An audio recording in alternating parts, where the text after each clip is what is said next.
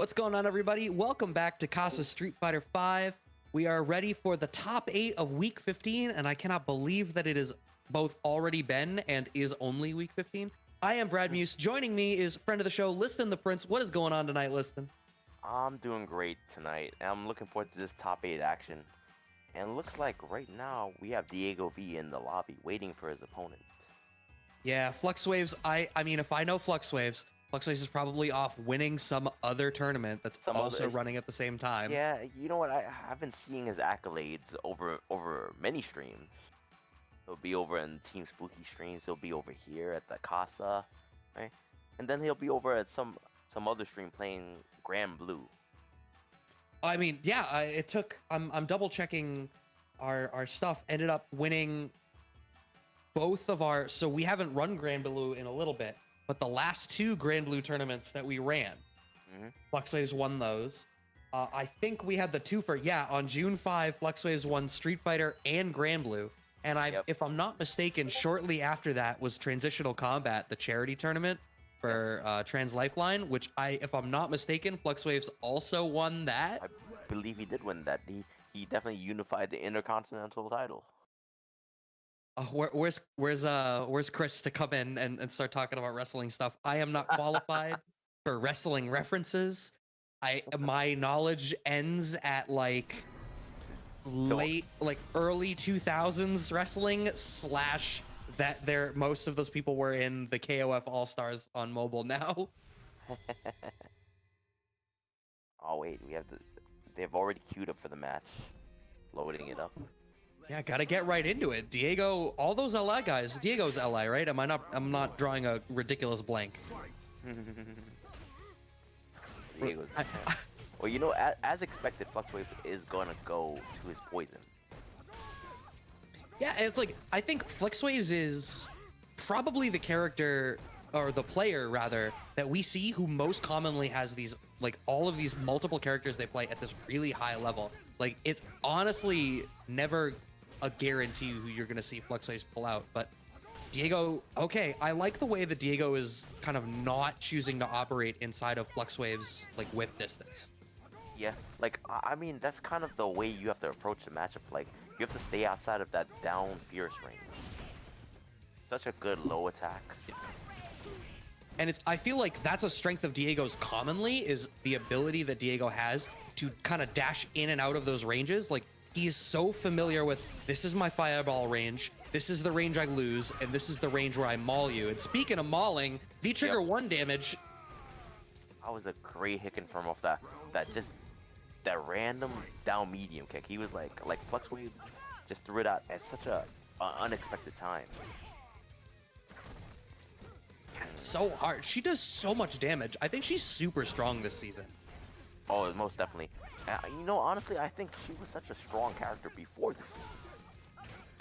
I mean, yeah. I mean, she was half of the team that carried IDOM to CPT victory. Exactly. I think she was strong, and then she got buffed. Oh my god, that pressure's so good. And obviously the ability to stand at that range where Diego can't really contest. Damn, blowing up the V reversal. Okay, that's a good spot to uppercut. All right, but Fluxwavez has this full critical art, and it comes into play. It just as a thing. Wow. As I was saying it, I was like, oh man, that super is gonna come into play. Oh, it hit. Oh, he died. I didn't even notice the meter. It was just from my perspective, it was all right, well, Diego's finally got some momentum. Maybe we'll see what happens. No, that's all it takes. One hit is all it takes. You know why I noticed it? Because Diego threw the EX fireballs, and I was like, was that a safe move? I looked down. Oh, she has full critical art. He got lucky that Fluxwavez didn't super. Yeah, one button confirms. Oh, Rand already seeing something of a different. I feel like it's a little bit of impatience right now on the side of Diego. We're seeing a little bit more dashing, a little bit more jumping. Yeah, I think so too. You know what it is though? She 100% wins at that range with the trades on the whips, and then the down round us checking the runs forward. So I feel like maybe Diego is feeling press. Yeah, I mean, I was talking about Diego transitioning to more like that fireball range, but the reality is it's still a range. Exactly. I was about to say it. It's still a range where Poison has tools. She just needs to be mindful of having to switch to use those tools in that range. Diego got maybe a round and a half out of playing that really aggressive in and out style, and now Fluxwavez is just like, all right, you're gonna do it, and I'm gonna hit Crouching Fierce, and you're gonna get smacked under the fireball. Oh, Fluxwavez is so ready for the jumps. Two Oh my god. back. Crouch Fierce, crouch strong, crouch fierce, crouch strong. That's all you need. Oh no, and the whipped uppercut too? It's gonna be some good damage. And the corner positioning, one mix-up. Who respects the wake-up options from Diego. We'd seen uppercut once.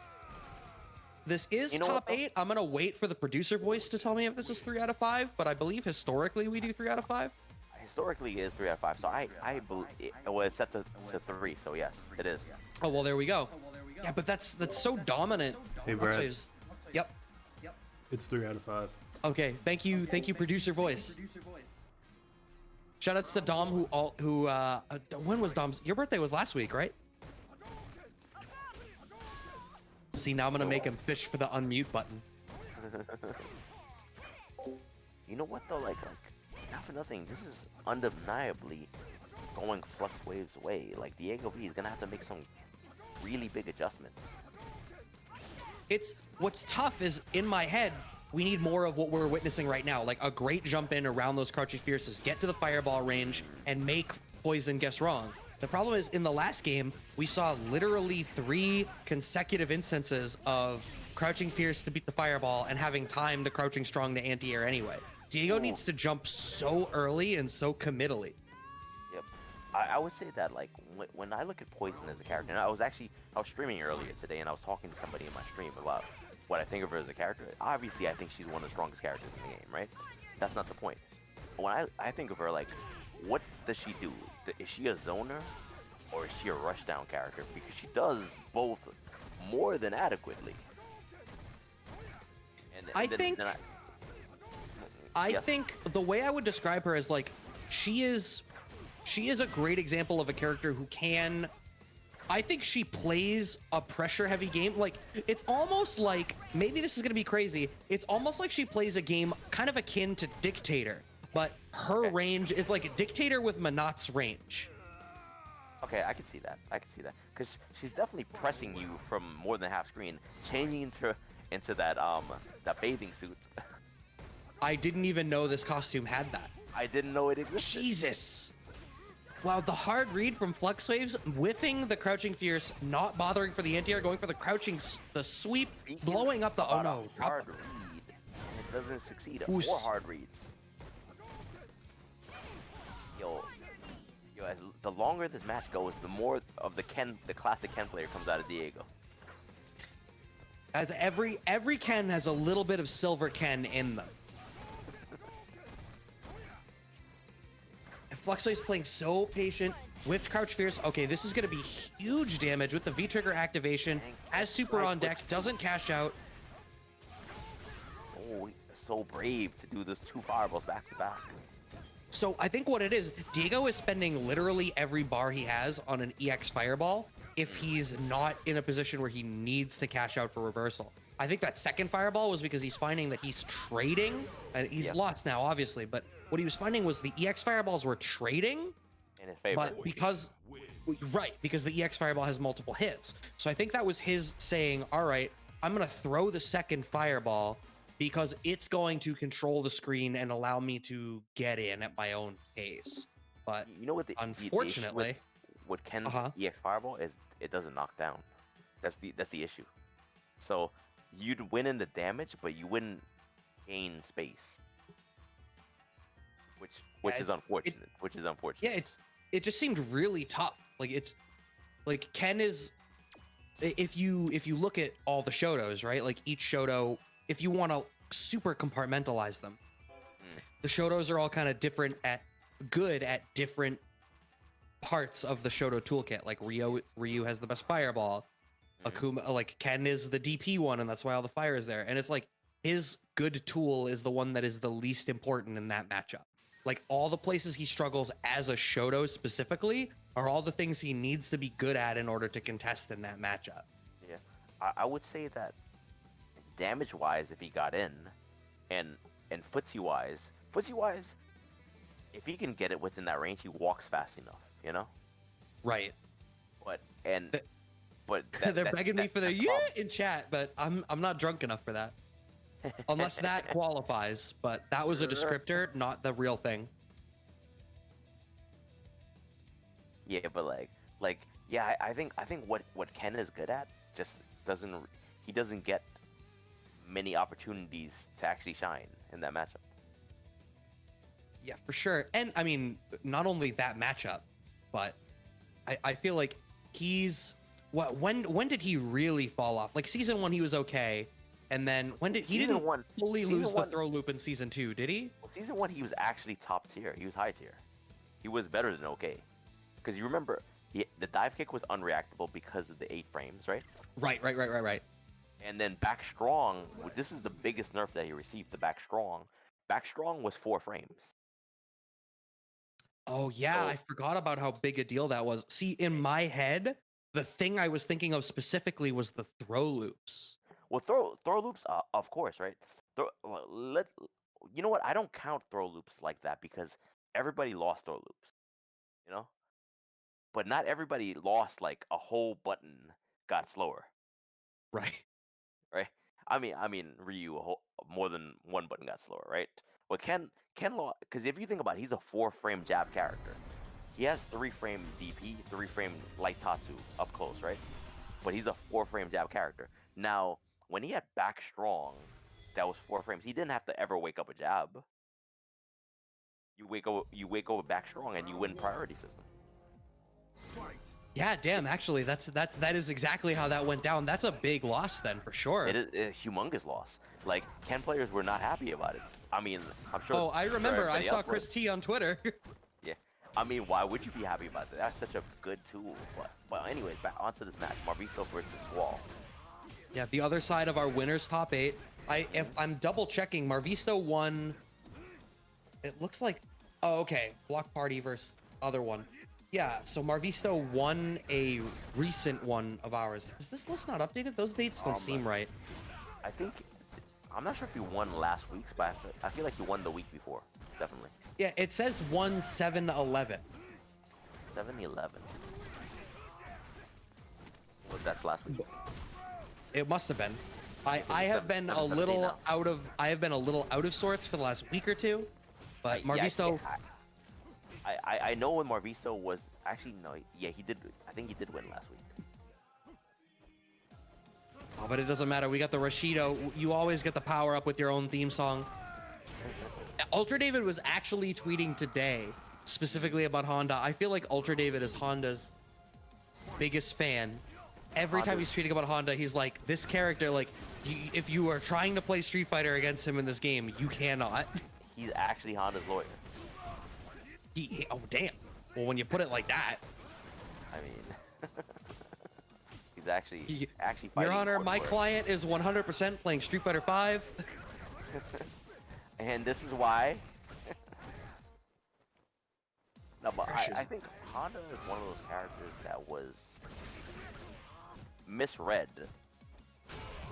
so to speak. Like, people were like, I don't think he's that good. And I honestly, I don't think that enough credit was given to the character. I mean, I feel like not a whole. If I'm gonna, bring out the tea, I feel like there's not a whole lot of people in discourse about these games right now that are evaluating the characters based on their toolkits and how they work in the system, so much as they're evaluating the characters based on the perceived strengths of the characters. Yes. I will say, regardless of what you think Honda's strength is, he does have a very good matchup against a very important character in Poison. I mean, that may well be an important detail soon if Marvisto is able to close this out and move on to the winners finals with Fluxwavez over there waiting on the other side.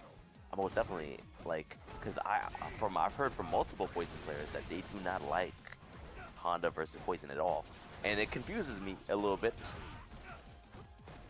And yeah, that's like, interesting. I wonder, does Headbutt, like, as a poke beat the Crouching Fierce? Okay, so I was talking to somebody about Poison's perceived bad matchups, right?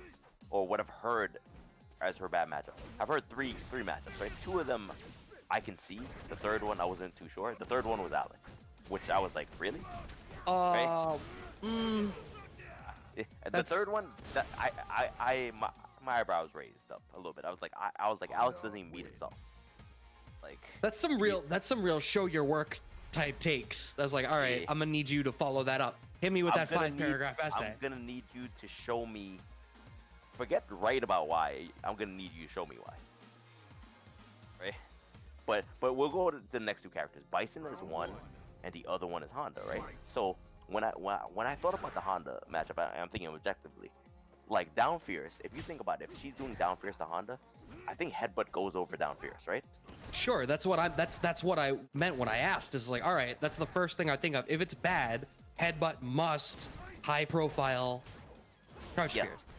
Yeah. So and even if the down fierce kind of hits, it probably trades in Honda's favor anyways, you know, because he does have more life than her, and also, Honda has weird mobility with the butt stomps.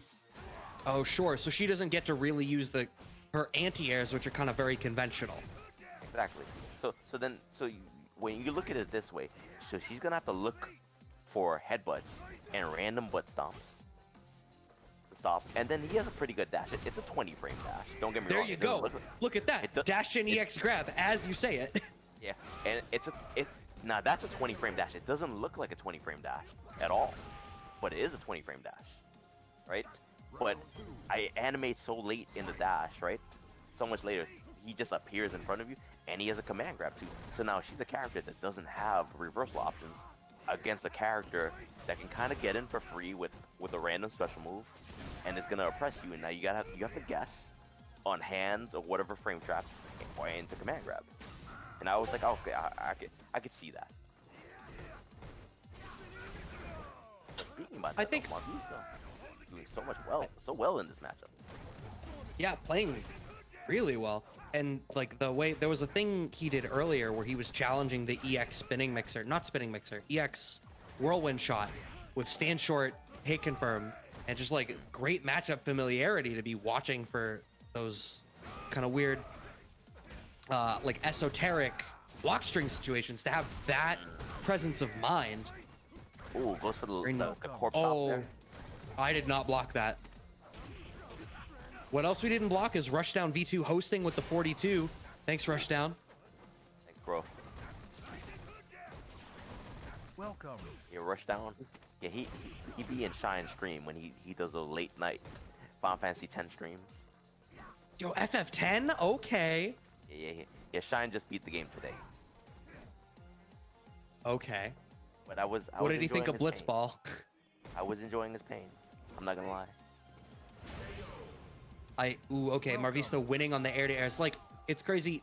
My first exposure to Honda was with Tanachi. And I wasn't even where he played that character. Makes sense. He plays like characters. Right, but more than that, there's two types of Tanachi. There's Buck Wild Tanachi, what the hell are you doing? And then there's like, when my turn is actually over, I'm just gonna go back to full screen and make you come to me. What's hilarious, because I've never actually gotten to play as Bison. When he was at next level, I was like, yo, I want to play it. He's like, all right, we'll play. And then he was like, I just finished playing long sets. I'm about to go home. I'm like, all right, that's fair. That's fair. Yo, right? My first time meeting Tanachi, a guy in Connecticut did a New England Invitational with Mass in Connecticut. Tanachi was one of the players, and I did this whole video series on all the players. And Tanachi ended up winning that year. He won. He didn't need to drop a set. He beat Burkish. He beat Zaf. He beat Hoji. He beat everyone. And after he wins his first game, he sits down in front of me because I'm watching, because I'm not commentating that particular set. And he looks back at me slowly and goes, in the video, I remarked that he slid from full screen a little bit too much for me. And he looked at me. He goes, so am I sliding too much still? And I was like, yo, you watched the video? Because I was like 20 minutes in. He was like, oh, I watched all of them. And then he proceeded to beat everybody that I had exposed for him. You know what's hilarious? Speaking about the other Tanashi, the one that goes buck wild, I recently got to play him online, but he was using Urian. Oh damn! What?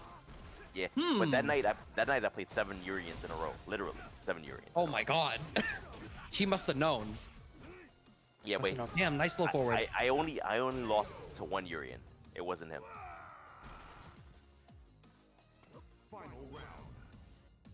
Oh damn, Marvisto's 2 up while we're over here talking about players that aren't even in the tournament. How disrespectful to Marvisto of us. Squall trying to keep the set going. All of the games have been close. I'm always disrespectful. Let's go. Like that's my theme. Ooh. Wow. So much damage. I feel like he hit him like 3 times. That was a powered up one too. I'm surprised he didn't go for standing short and headbutt afterwards. I wonder if, I don't know, maybe it was a read. Yeah, maybe he was trying to use the plus frames and he was like he's gonna jump and he's trying to set up some bigger damage. Ooh, right, like maybe he gets a better combo off counter hit hands. Yeah. Ooh, what? That was a really hard. Oh, is this checkmate? Yeah, it's checkmate. There is zero way out of that. Did you notice all the discourse online in the last couple of days about chip kills? You know what? I've been, not for nothing, I've been kind of avoiding Twitter a little bit. Every now and again I'll go on, right? But please educate me. I mean, I don't have it there. I don't know that there's very much specific. It's just been a lot of people talking about chip kills, and I did see something. I've seen things about like, oh, chip kills are boring, blah blah blah, what have you, and whatnot. I've seen Javis's arguments about it. You know, I've seen a couple other high-profile players, commentators chiming in on how they feel about it. Yeah, I see. Like every game that I played when I started, they all had chip kills, so it's such a normal thing to me that people talking about like, oh, it's boring, is like, well, it's been around forever. Like, when you don't have it, I just think of like, I feel like people levy complaints against games like this one where there's no chip kill and there's these heavy comeback mechanics. And it's like, well, if you could secure your victory, like, wouldn't that be better? Like, you're complaining about how tumultuous the game state is while also complaining about the thing that helps keep the scales like where they've ended up. Well, okay, so like, how do I feel about chip kills? I play games that have chip kills and I play games that don't have chip kills. Like Under Night and Birth, right? Doesn't have chip kills, right? Mm-hmm. So that's a very, it's an anime game obviously, but it's more Street Fighter like to say, right? Doesn't have chip kills, right? And then I played other games that do have chip kills, right? Now this game, having chip kills or not having chip kills, I would say that the way that pressure is in this game with Gray Life and how some special moves are very plus, I would, and it does a lot of chip damage, I would say that chip kills wouldn't be good for this game. Sure. Yeah, And you need to take it on an engine by engine basis. Exactly, right? I think what they wanted to do with this game, having chip kills at the same time wouldn't be great for the game, because like the way that the engine works, because you know when you lose chip damage after the Gray Life in this game. So let's just say that I did a lot of strongs to you. I did like 20 strongs, right? And you were super close to losing my chip damage by my super, right? If I did my super or anything that does that amount of chip damage, you would lose the Gray Life. You'd lose the life after the Gray Life, meaning that you would die. Even though you had 80% health in Gray Life, it would take afterwards, and you'd still die. Right, and the fact that pressure in this game is so built around the strongs and the way that Gray Life works makes that problematic. I don't know, it's obviously a lot of the games that I've dealt with that did have them were a little bit more. I mean, on the flip side, like Marvel 3 is hella tumultuous and like it's a one-touch kill game, but like for people that do play lamer styles, like locking you down and killing you with chip is sort of just a longer version of I touched you once and you die. Like now it's you're blocking so you die. Yeah, exactly. I mean, another thing about this game, I would say like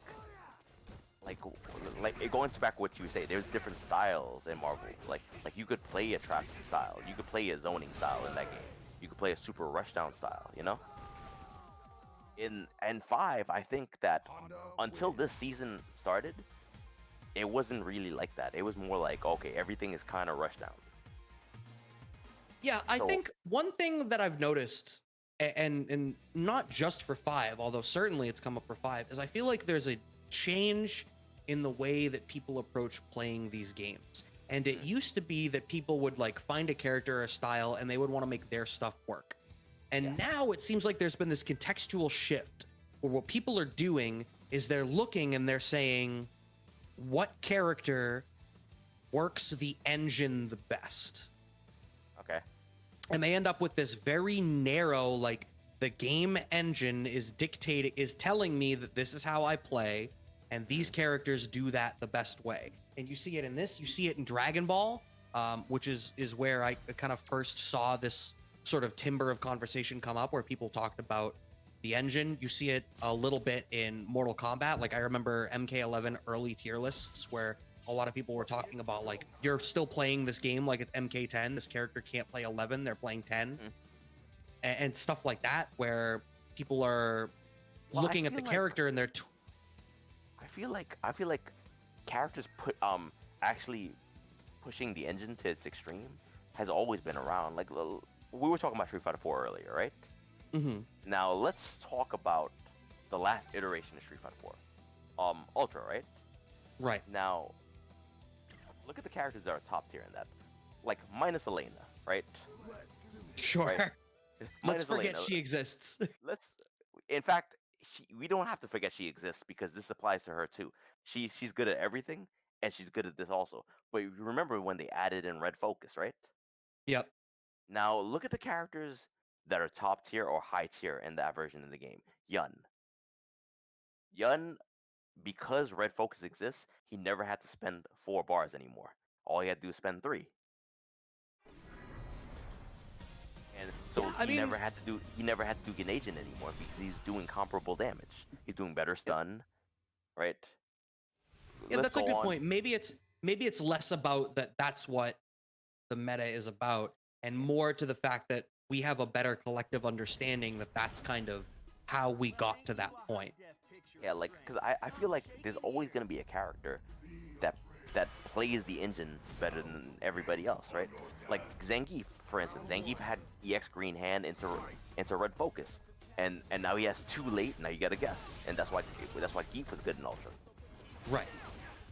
So I feel like characters doing better in an engine is not a new thing. It's just that. Yeah, I guess what I meant is, mine is more a comment on the fact that it feels like in the previous generation, people were more willing to explore characters that were less obviously good in the engine. Oh, agreed. Definitely so. But like, also, like, you know, everything is more esports too. So like, we also have way more players trying to play competitively. Ooh, okay, great use of gets the cross up with the V trigger. Okay, great hit confirm too. Kept it really safe on Oki. Oh, sweep activate. There we go. The day 1 Oki doke. Left, right, left. Which way do you block? Oh, goes for the 2-fer, but doesn't get it. Gets the back throw. Does Shadow Ace. Gonna start this pressure on the corner. Doing these air dash mix-ups. I forgot that that's a 2-bar V trigger. He seriously got 2 V triggers in one round. Right, still alive. Ooh, okay. Ooh, good shimmy right there. This is such a season 5 matchup too. Like, even just last year, you would not see these characters late in virtually any bracket. No, you wouldn't. You'd see them early, and they'd probably be taking each other out. Yeah, they'd get straight washed.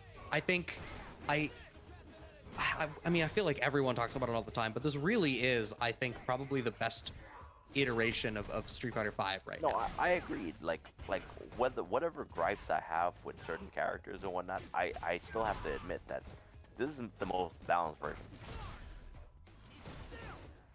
Okay, going for the snatch. Blocks. Ooh, okay, we swing through those, bring it out. Not only does every Ken have a little bit of a silver Ken, but everyone with a reversal has a little bit of silver Ken, but that was so good. The clean up, clapping back for that first round from Kaguma. Shadow Ace looking real strong after that round. Okay, but Kaguma not being deterred, walking right up to Shadow Ace as soon as the round begins. Really using that standing medium kick from Ed, right? Really representing that. It's a +2 on block move. I didn't know that move was +2 on block until last week. I didn't know until you said it just now. Damn. I know it doesn't look like it should be plus, but it is plus. That's twice now that the trap has been based around standing roundhouse at like when the orb is on you from Shadow Ace. Ooh, gets the up kicks. What a response. I rarely ever see that move used as a reversal option. It does have invincibility towards anti-air, but like on the 9th frame or something like that. Going and blocks the V skill. Right. V skill finished. But Kaguma still very dangerous. Has that full clip loaded. I'm really interested. Kaguma went for that jump, neutral jump jab. I wonder what that read is. Yeah, same here. Oh. Wow. There we go. Damn. Jump. What a neutral jump. So smart. And we saw Shadow Ace going for that sort of like right at the edge of his block string range, going for that V skill to try to blow Kaguma up or stuff. So smart to go to the neutral jump and punish it, finishing out this first game. And you know what? That was a very, very low risk option to go for at that range, the neutral jump. Because let's just say that he had jumped forward, right? And then and Shadow Ace was ready to anti. He definitely would have died, right? But at that range, you know, like unless they're super looking for a neutral jump at that range, yeah, like an Ed player is not going to be ready for that. Right. Even though their uppercut is 2 buttons and no inputs. Exactly, but it probably whipped at that range. So that was such a good decision from Kaguma. Oh, he tried to shimmy there, still gets grabbed. Wow. Wow, he just whipped 3 of them in his face. Ended hands. Right. Gets the knockdown. Okay, walking back out. Wow, all the way coast to coast. Kaguma, you could see the delays he's putting in the strings, even on wake up, being super respectful of Shadow Ace, Ace's DP. Sitting medium kick again, right out of range is Kaguma. He's like, the way that he's playing around that B skill has been so good. Yep. You know what though, like Shadow Ace still not being deterred by that neutral jump that caused him to lose that first game. Still going to that B skill. Well, so, and please correct me if I'm wrong, charged V skill is plus and just doing it off the rip is not, right? Yeah, doing it off the rip is like -2, I believe, and then charged V skill is +3. Right, so like, that's the second you start charging it, that's the mind game. If you try to punish me for charging, I'm gonna rip it early and get my knockdown, but if you wait too long, I get the mix up. It's it's like this mid-range RPS. It's so integral to the game plan. Ooh, the left, right, left again. Ooh, some damage. All right, has no meter for reversal, has to take the mix up. And the mix up. Okay, gets the overhead. I, for a second, thought we were watching Akuma, and I was like, oh, how did he not combo off the EX Fireball? That's what I was thinking too, and I was like, wait a minute. Nope, instead we're watching Ashura's Wrath. How is that not a costume for this character, like officially, incidentally? He does have one. Wait, like a legit one? I mean, with the arms behind his back, he has a Ashura's Wrath costume. Oh damn! I don't know what I'm talking about. Yeah, I 100%. I saw one like today. Oh, I was shit. watching that. Well, what do I know? Nothing. You might have saw it before. Maybe. Maybe that's why I'm thinking of it. We'll have to see. Damn, the neutral jump of his own from Shadow Ace. I can punish your V skill too. Oh, and doesn't neutral jump that V skill. The Fluxwavez in the chat assuring me that the costume code does the arms, and this is literally the Ashura's Wrath costume. Okay. So that was my confusion. I looked at this and I was like, this is close enough that there's no way they have the real one. So thank you for completing the weekly quota of Brad, you're an idiot, stop talking. Yeah. I will say I like the arms because like one of the arms has the OK Oh, symbol. shit! There it goes. Oh, you see the There we OK are. symbol? Look Okay, at the upper okay. left hand. The upper left hand. Yo, he's saying OK, like you can get in on these hands. Full jump in. Okay, damn. Kaguma, Just has to let me know. Kaguma, But confirm at least that I know he's the difference listening between to stream. Canada and New York. Kaguma confirming he's listening to the stream, and he's also listening to commentators like blessings. Yo, you gonna bring out the hands and oh no, just shy of it. If you brought out the hands to expose me and then perfected Shadow Ace, that'd be some shit. But unfortunately, jumping out to Shadow Ace. All right, we got the plus frames. Nice use of the V reversal just to get out of the mix. All right, I like what he's doing. He's trying to bait out anti-airs, playing it super safe. Yeah, we hadn't really seen the dive kick come out very much from Kaguma, but bringing it out now, especially since the neutral jump versus forward jump thing has been such a big part of this match so far, is I think really smart. Yeah, and he's going to very minimal buttons now too. Jabs, shorts, not trying to whiff anything really big. And you know what though? Oh wow. I'm surprised that Shadow Ace isn't using the +3 situation and going for a throw, because he's been going for the frame trap after the fully charged V skill. But Kaguma is not biting. So at some point you're gonna have to pull the trigger, you're gonna have to go for the throw and set up a shimmy attempt, or you know, a counter attempt. I wonder if part of the fear is that if he goes for the throw, because we've seen Kaguma going to the air so much, that he'll do like if he delays the throw too long, it'll get blown up for it. But there's really no reason to do that. You can just kind of bust it out. I think so too. Even just to keep him honest. Ooh, that's unfortunate landing on it. Gets the side switch too. Has the corner positioning, but he doesn't have a lot of life to work with. Oh, he jumps into the corner. I don't know about that. Goes for the throw. And see, maybe I'm a bad player, and let's be honest, I'm a bad player. But off of that charged V skill, you didn't. Okay, off of that charged V skill in the corner position there. Oh, that's so unfortunate. But that was an unfortunate decision on a combo. Like, okay, there we go. It's super negative. I mean, he still closes out the game, nevertheless. But I have to wonder if he meant to do down light kick.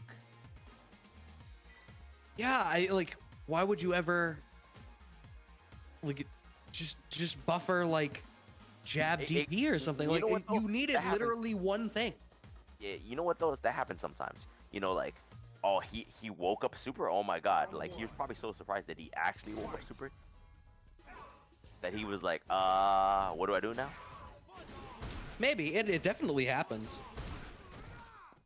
All right, Kaguma up 2-1 on Shadow Ace. Oh, there's that. One of the big buffs for Kage in this season is just now the strength of that hit confirm and that target combo. Yep. Makes him such a threat. Ooh, damn! Is the DP coming? No, gets the back grab and a stun. Is he going to be able to catch this out for the kill? Yes, he is, and he does it meterless. And Kaguma's gone set point. He probably meant to stomp. You know what? That's true. Yeah, that probably makes sense. Someone in the chat, he probably meant to do like down medium punch into stomp, and he just got the light kick instead. Yeah, blame CFN on that one. He ended up winning out the game at least. So. Yep, that happened. Oh, and you can tell he feels it. Now he's gonna go on offense, drops the combo, opening the door for Shadow Ace to possibly mount a comeback. That's a big punish, and now off of this situation, he still has V-Trigger stocked in the back, which you know Shadow Ace isn't afraid of doing raw just like that. Ooh, teleport. Oh, just like that. Ooh, okay, no whiff punish on that V-skill, but going off of the... What? Wow!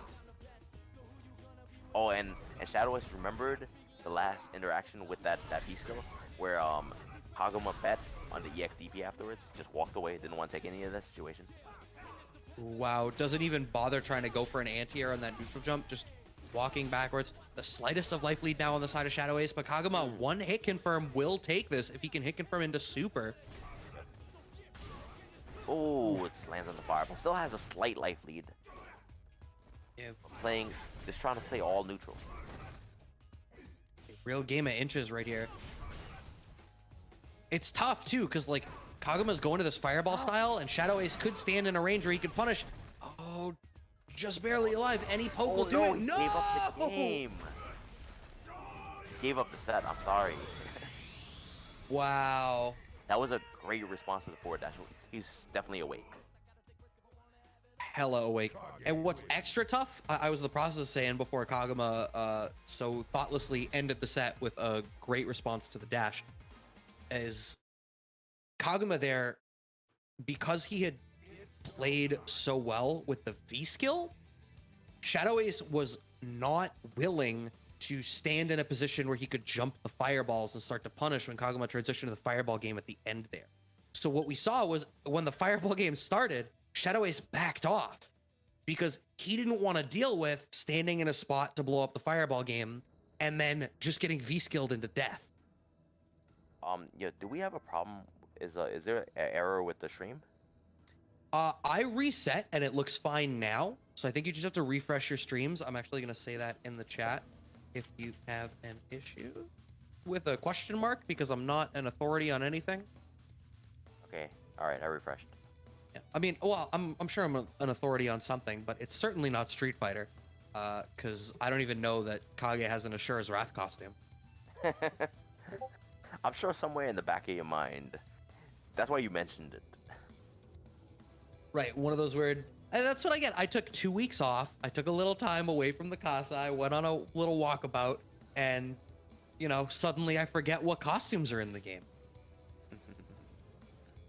Yeah, so we've gotten confirmation that the other half of Loser Side Top 8, Moons did beat Malcolm Strickland in Top 16 to make it to Top 8. So Andalaaa versus Moons is the last of our Top 8 matches. The winner of that plays Diego, and Kaguma just won, so goes on to play Squall, with our winners finals waiting with Fluxwavez versus Marvisto. Actually, before I say this thing that might be wrong, because I will get checked on it, if I'm not mistaken, so Diego hasn't won one, right? I don't believe, if this is up to date, Marvisto and Fluxwavez are the only players in the bracket right now who have previously won a Casa bracket. Yeah, you know what? Diego has been in a few top 3s. And he's been in the grand finals versus you know, his fellow Long Islander, Marvisto, which Marvisto came out on top. There's a whole lot of always a bridesmaid, never a bride at play here. I mean, this could be his opportunity if he can make it back to the grand finals. Well, I mean, he's got quite the road in front of him if he's going to do it. He does have quite the road in front of him, yeah. Most definitely. Win the winner of this, then beat the winner of Squall and Kaguma, and then you still have to go through Fluxwavez and Marvisto. Two people who have both definitely won out on a Casa over him. I know that much. You're absolutely right that he has made it deep in these brackets multiple times. And Andalaaa, I've seen him in a couple of times. I'm not sure if I've seen him at the Casa very often. Yeah, the name is not familiar to me, but I am a fan of Kolin.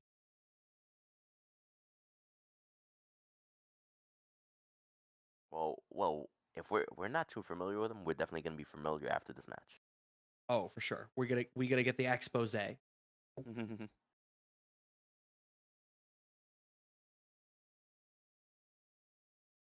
right, so once again, while we are loading in, oh, sorry to cut you off. Go ahead. Oh, that's quite all right. I was gonna say, I'm wondering what character Moons is gonna go with. If he's gonna go with the Cody or the Bison. I already feel that. Well, there goes my answer. Going for the Dictator. That's interesting. So, is Dictator like very clearly better in the Kolin matchup than Cody? I would say that. Well, you know what it is? Kolin is one of the stronger characters in the game. Now, Cody definitely is an improved character, but is he at that level that he can compete with maybe a top 10, top 5 character? I mean, that's absolutely an observation, but I feel like one thing I think of, right, is like Kolin has the parries, and Dictator is a very strike-focused character, a very mid-strike-focused character. So she's not necessarily very commonly having to read high versus low. But also, she has the parry, but the parry, unless she's burning an EX, is not frame 1. And Dictator has an advantage against characters with no wake-up option. That's true. But we got the V-Trigger too. Just like that, it's gone, but one of those really strong V-Triggers in this game right now. 2 bars on that is still kind of insane. Goes over the EX Blast. Oh no, you don't get to swing there, my guy. Oh, it doesn't get the trade combo off of it though, but still in a very never mind. Moon punishes the backdash with the EXI scissor kick.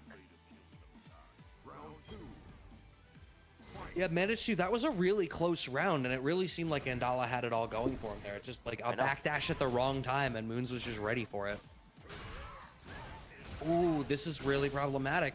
Big damage. Really maybe next hit stun, depending on the hit confirm.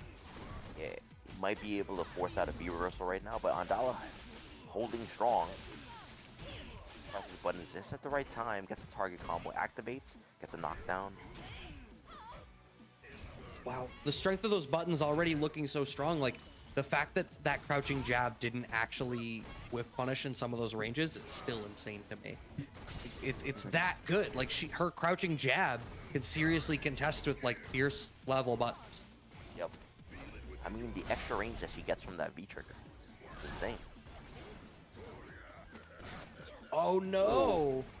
And you know what, though? That was kind of brilliant what Moon tried to do there. Because, you know, as you were saying, the parry, the counter, is an option, right? So on purpose, he whiffs the double reverse just in case a parry option came out. Throws Andalaaa off because of it. Because, you know, I'm sure Andalaaa was like, I'm sure he was thinking about the parry, but it was probably a little bit too fast for him at that moment. Right. And then he was like, all right, I'm going to have to block this double reverse. It's plus unblock. But it whiffed. Now he's like, oh my god, it whiffed, right? So he's not pressing buttons, and Moons takes that first game because of that. And you see what he's doing there? He's whiffing the double reverse on purpose. I wonder if Andalaaa is going to pick up on that. Well, what's like, I mean, it's going to lead to a similar kind of RPS situation like I was talking about with the Shadow Ace verse. I'm already blanking on his name. I apologize. Kaguma, yes. I knew it was Kage something. In my head, I could only think of Kage because he's playing Kage. But the same sort of RPS of like, well, you need to... I have this tool, and you have an answer to it, but we both have like built-in counterplay to each other's answers. So you need to be in my head. Ooh, finally gets shimmied. And that was a good V reversal there. Because his V reversal hits on both sides. Right, I absolutely agree. Dictator needs a Magneto skin. That would be cool. Or try to give him the banned Magneto skin from Marvel 3 that they weren't even allowed to release, which is a shame because it was such a good skin. Oh, you talking about the House of M one? Yeah, where they were like, it's too similar to this weird Spanish general, so we can't release it. Was it a general or was it like a prince? I don't recall explicitly. I just know that it danced too close to something that kept them from releasing it. Speaking of releasing that super, goddamn! Moons is on some other shit right now. Moons is playing really 100%. well. Good chase down with a double Psycho Axe. Oh, is that gonna punish? No, gets the parry out of the activation. Holy shit! Corner switch too. Fresh counter. Target combos. Get some great damage. Forces the viewer slap. Ooh. Oh no! If he had hit confirmed that, next hit was stun or dead. Oh, but okay. You don't need hit confirms when you have anime. Ah, yes. That's all that it takes. That was all the anime right there. Oh no, that's punishable. Gets a really light punish, but gets a follow-up situation afterwards. The way that Andalaaa is using crouching short out of the vanity steps is really good. He's poking at the very, very tip of vanity step range and making Moons respect Andalaa's pokes in situations where ordinarily you wouldn't have to. I say that Andalaaa realized that Moons isn't dealing with the hailstorms very well, especially the EX hailstorms. But But you know what though? Like Bison doesn't really have a solid answer for it. Like for instance, like if you had a character with a DP motion, if you see her doing Hailstorm, you can be like, with Ken, you could do Fierce DP, right? Because of the projectile invincibility, you could punish it. But Bison doesn't really have a tool like that. Welcome. Fight. I'm trying to think like maybe EX Head Stomp or something like that. I don't know. that's what I was about to say. Like maybe EX Devil's Reverse is the answer. I don't know the startup on his V skill. Oh, Moon's is running V skill 2 anyway, so it doesn't even matter. I mean, maybe he But could forward actually, dash. he's not used. Has Moon's used V skill 2 a single time? No, I'll be honest with you. I didn't even know he had it until you said it. I mean, it makes sense to use that because outside of Hailstorm, there aren't a lot of things you would use his parry for. Right, in this matchup, certainly. I think the reality is, unless they have a conventional fireball, you're better off using V skill 2, and like your worst case scenario is if you're like mid to full screen, you get the left right mix once they're respecting EX Blast. Oh, gets the frame trap into the EX Cycle Crush. It would have been plus on block anyways. Well, no anti-air? Interesting. Oh, and he's really picked up on Moon's habit of like late teching. Damn! I didn't block that. I got schmixed. Okay. Oh, and the damn. shimmies? Yeah, he's really blowing Moons up for his late tech habits. I need to actually watch this back and look at that mix, because there was like, he got the left right out of a vanity step. Like, that's insane. So fast. All right, punishes the backdash into Hailstorm with down forward and the EX Scissor. Moons with a slight life lead, a decent life lead. Yeah, it's still been really close. It is 1-1. Wow, Right. fishing Nice with that stand fierce, but is Andalaaa gonna start to play using the V skill 1? Could try to poke V skill 1 at max range. Nice punish on that target combo. All right, Moon's still with a good life lead, and he's gonna punish that. Ooh, okay, gonna be able to cash out with some decent damage here. No, gonna be able to cash out with the kill. And that's 2-1 in favor of Moons. Could it And you know what, be though, like- his week? Like, and that situation, Moons wasn't even, he kept it super neutral, didn't really get knocked down or put in a situation where he had to guess. He controlled the pacing of the match, and even on offense, he controlled the pacing of the match. I think it's one of the things that Dictator is really good at.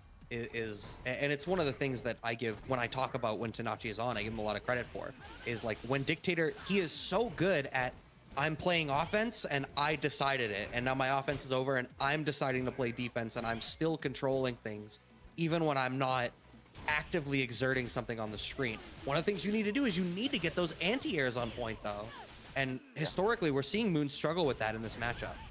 Oh, I like the adjustment. Now he's like not teching throws anymore. So like on the shimmy, he just pressed low forward in the scissor kick. I But love it's that just option when somebody goes with that deep of a read. Like, it's like, You know all right, what, you're though? doing it. You need to keep that shit tight, or I'm gonna blow up your gaps. Exactly. You know what it is though, because Andalaaa has been going for the shimmies, and it has been working. So I like that Moons was paying attention on why he lost certain rounds. Good chase down. He was gonna activate V-Trigger anyways, so it wasn't unsafe. But it was a great chase down to the vanity step. I like another thing. This is the second time now that I've noticed it. Moons is throwing EX Blast and prompting Andalaaa to burn his V-Trigger in order to get through the blast, and he's only throwing the blast at ranges where he gets to block in time. Yeah. All right, uses the V reversal. Doesn't want to take the mix-up after EX Hailstorm. Yeah, I agree with it. there. He's on the back foot in this round.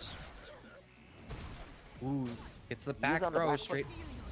But oh, that's gonna punish. Ooh. Oh, just setting up plus frame situation. Oh, gets the crush counter. Just the mix. Goes to the left, right, and it lands. Damn. Yep. This character's so nuts. She's so good. The Wicked Witch of the North. Ooh, Gets a shimmy of his Oh, own. Doesn't no. really get anything from it though. Andalaaa managed to Yeah. leave the corner. Oh, accidental. Oh, I buffer. have to believe. Yeah, that had to be an autocorrect. I think that he switched his guard and he pressed jab. Challenge? Because that was the life punch one that came out. So I don't think he meant to do that. I think he just happened to walk and press down fast and he got it by accident. The number of times that Moons has gone for the scissor kick read on the backdash and been correct has been insane. Andala's playing super well and getting a lot of these, mix-ups really good. But Moon's read on Andala's neutral habits has been immaculate. Yep. That game, it is game. Game and set. And Moon started being a little more compact. Because you remember the previous games, he was getting shimmied super hard. Right.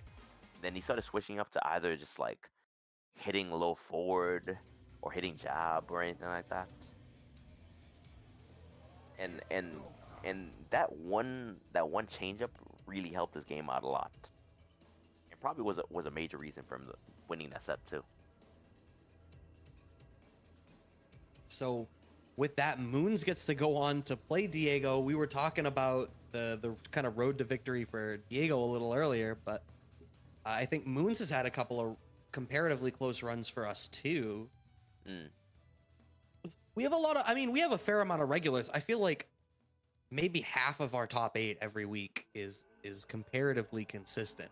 And we just have a couple of people that haven't quite had the perfect storm in terms of getting to show up and really get that W. I mean, we were talking about Fluxwavez earlier, but it took Fluxwavez over 10 weeks of playing in nearly every tournament. And when we were running Grand Blue at the same time, entering Grand Blue and Street Fighter at the same time. And it was only after on Street Fighter week 11 that Fluxwavez finally got the W. Yeah. I mean, it's starting to be like a consistent thing of Long Island having to kill Long Island to get into to grand finals. Yeah, actually, now that you mention it, you're absolutely right. This is seeing these 3 playing against each other is, I mean, it almost never happens in winners finals. I think maybe we had like Diego versus Marvisto in winners finals once. Yeah, like a couple weeks ago, yeah. Because I want to say that I think Marvisto has won 2 weeks in a row. If he Or has, he's won twice, or he's won twice at least. I don't see him twice on the list, but the list may be incomplete. I'm not 100% sure. I mean, I could be wrong. But I know that he had to beat Diego in one of the grand finals to win.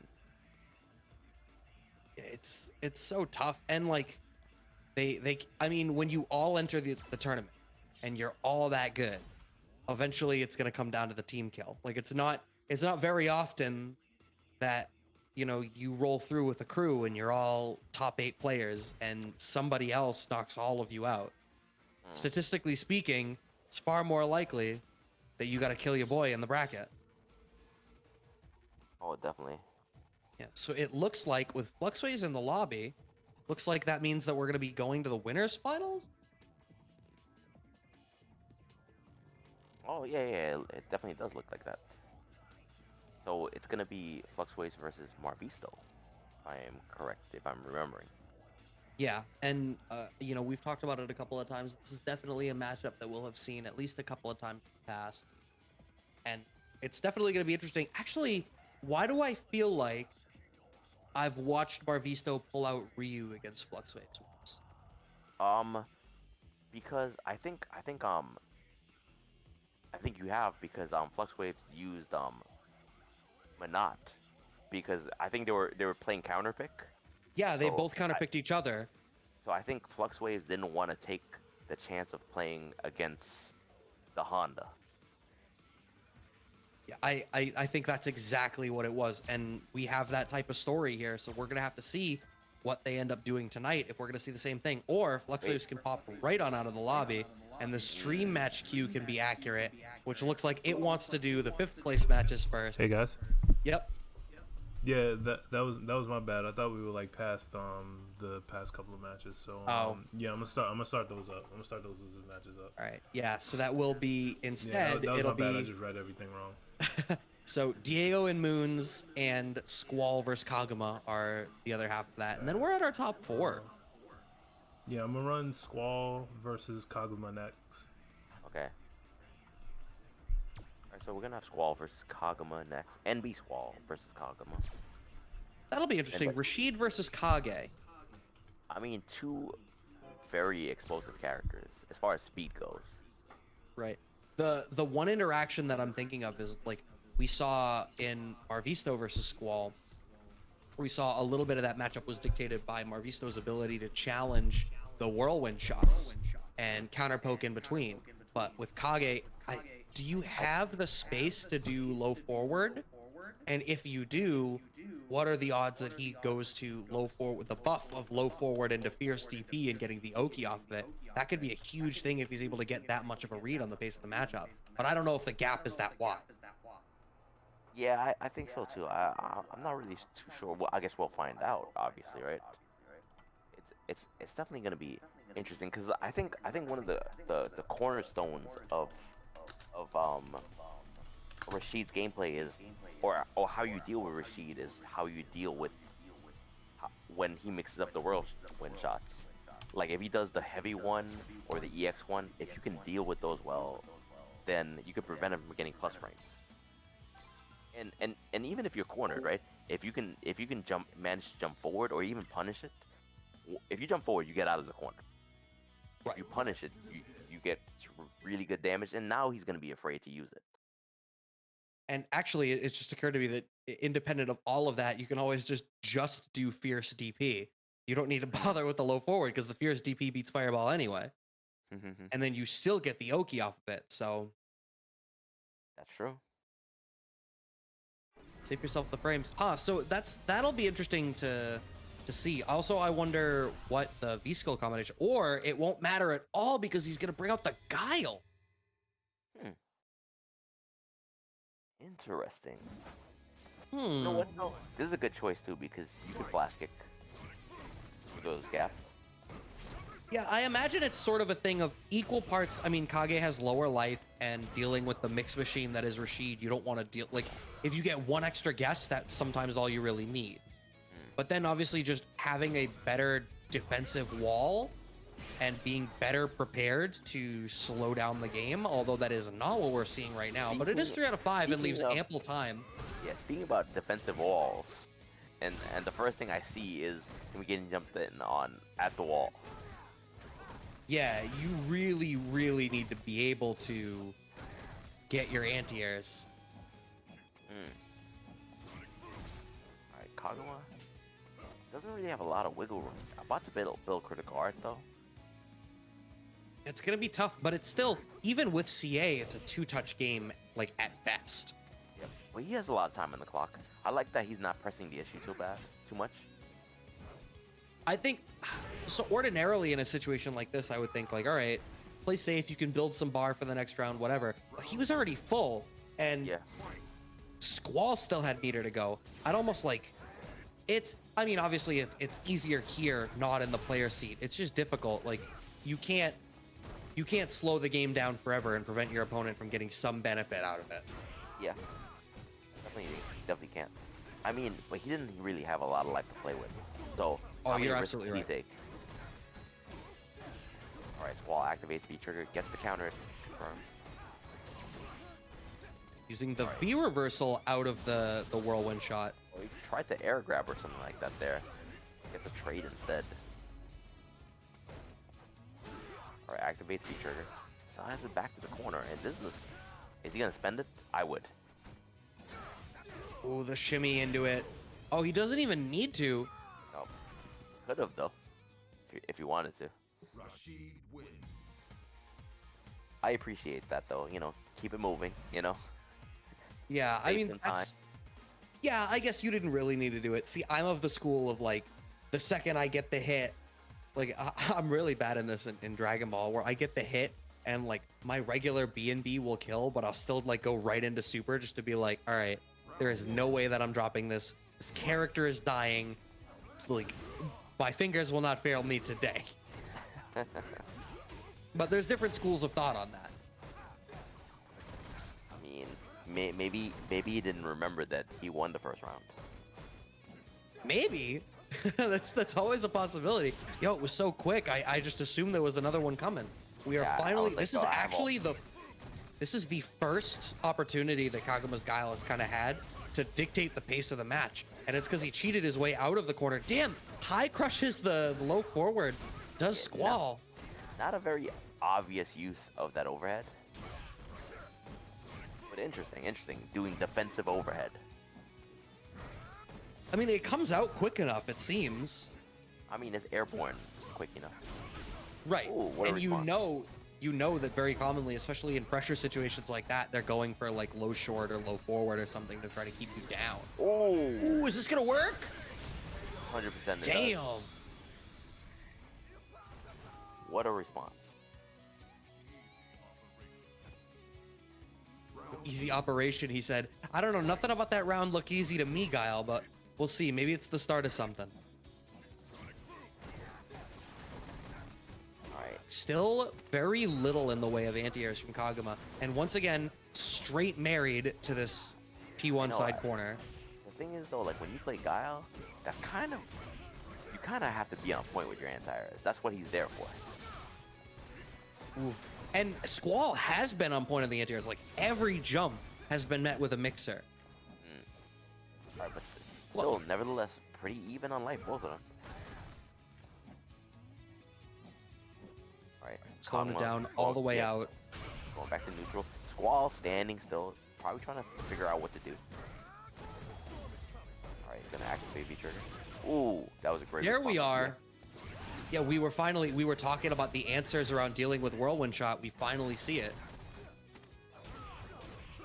All right, one more throw. All right, he challenges that time. Wow. That was so brave. Definitely was. And I'm super surprised there was no flash kick there. He used a holding down back. Does Rashid's jersey say Sandstorm on the back? I don't know. I think that it does. He is the turbulent wind.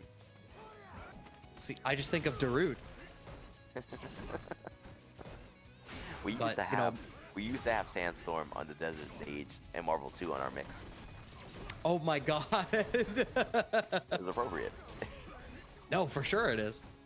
That was back before the Twitch cops could DMCA you for literally anything. But enough Yeah. about our wonderful hosts, and back to this game. Squall cleaning up that second game. Are we gonna see Kaguma switching to the Kage, pulling out maybe another pick? We did see in the lobby his character icon is set to Necalli, perhaps a Necalli to come out. I'm not sure that Necalli ends up faring very much better in this matchup. I mean, well, Squall is a Necalli player. Oh, maybe I have the character icons back. Well, Kaguma used Kage. Right. So, but no, you know what though? Like, I guess he decides that like Guile still has a better chance in the matchup. Which, Yeah, out I of don't- his two characters, I would say that Guile does have a better matchup against Rashid. But I'm not sure if he's playing the matchup as good as he could Right. with his main character. I think you've summarized my thoughts like perfectly well. Like, I totally believe the character is gonna fare better. I'm not sure that your version of the character looks like it's gonna meet that possibility right now. You know, sometimes even if your character doesn't win the matchup, you probably do the matchup better with your character.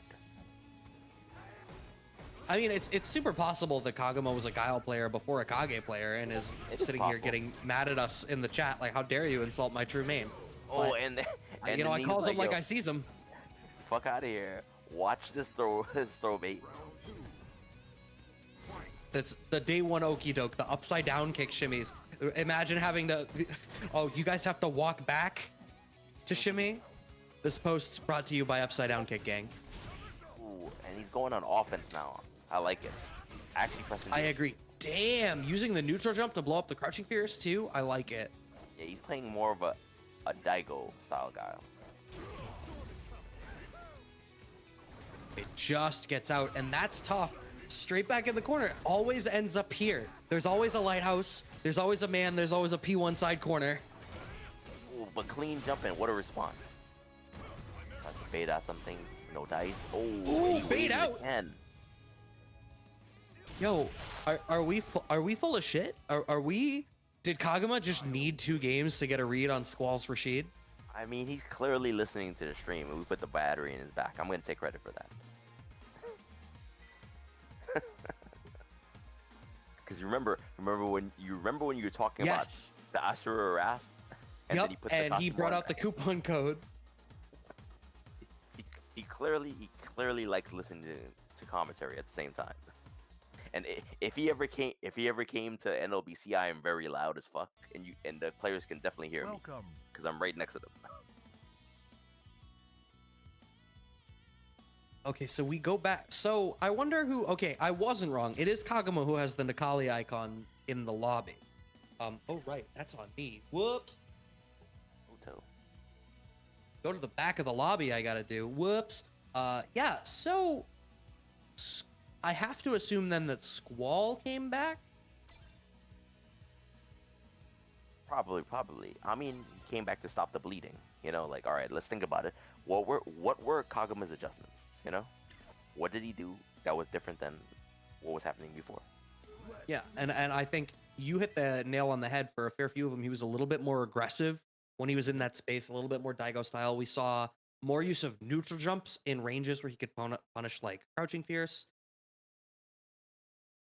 Oh, definitely. And he did get a couple of good damaging options when Squall went for like roundhouse, or was I don't know if it was the roundhouse one shot or the medium one shot, but he jumped over it and got a full combo. Got some good damage on that. He baited out a couple of EXDPs when Squall was feeling pressured. Right.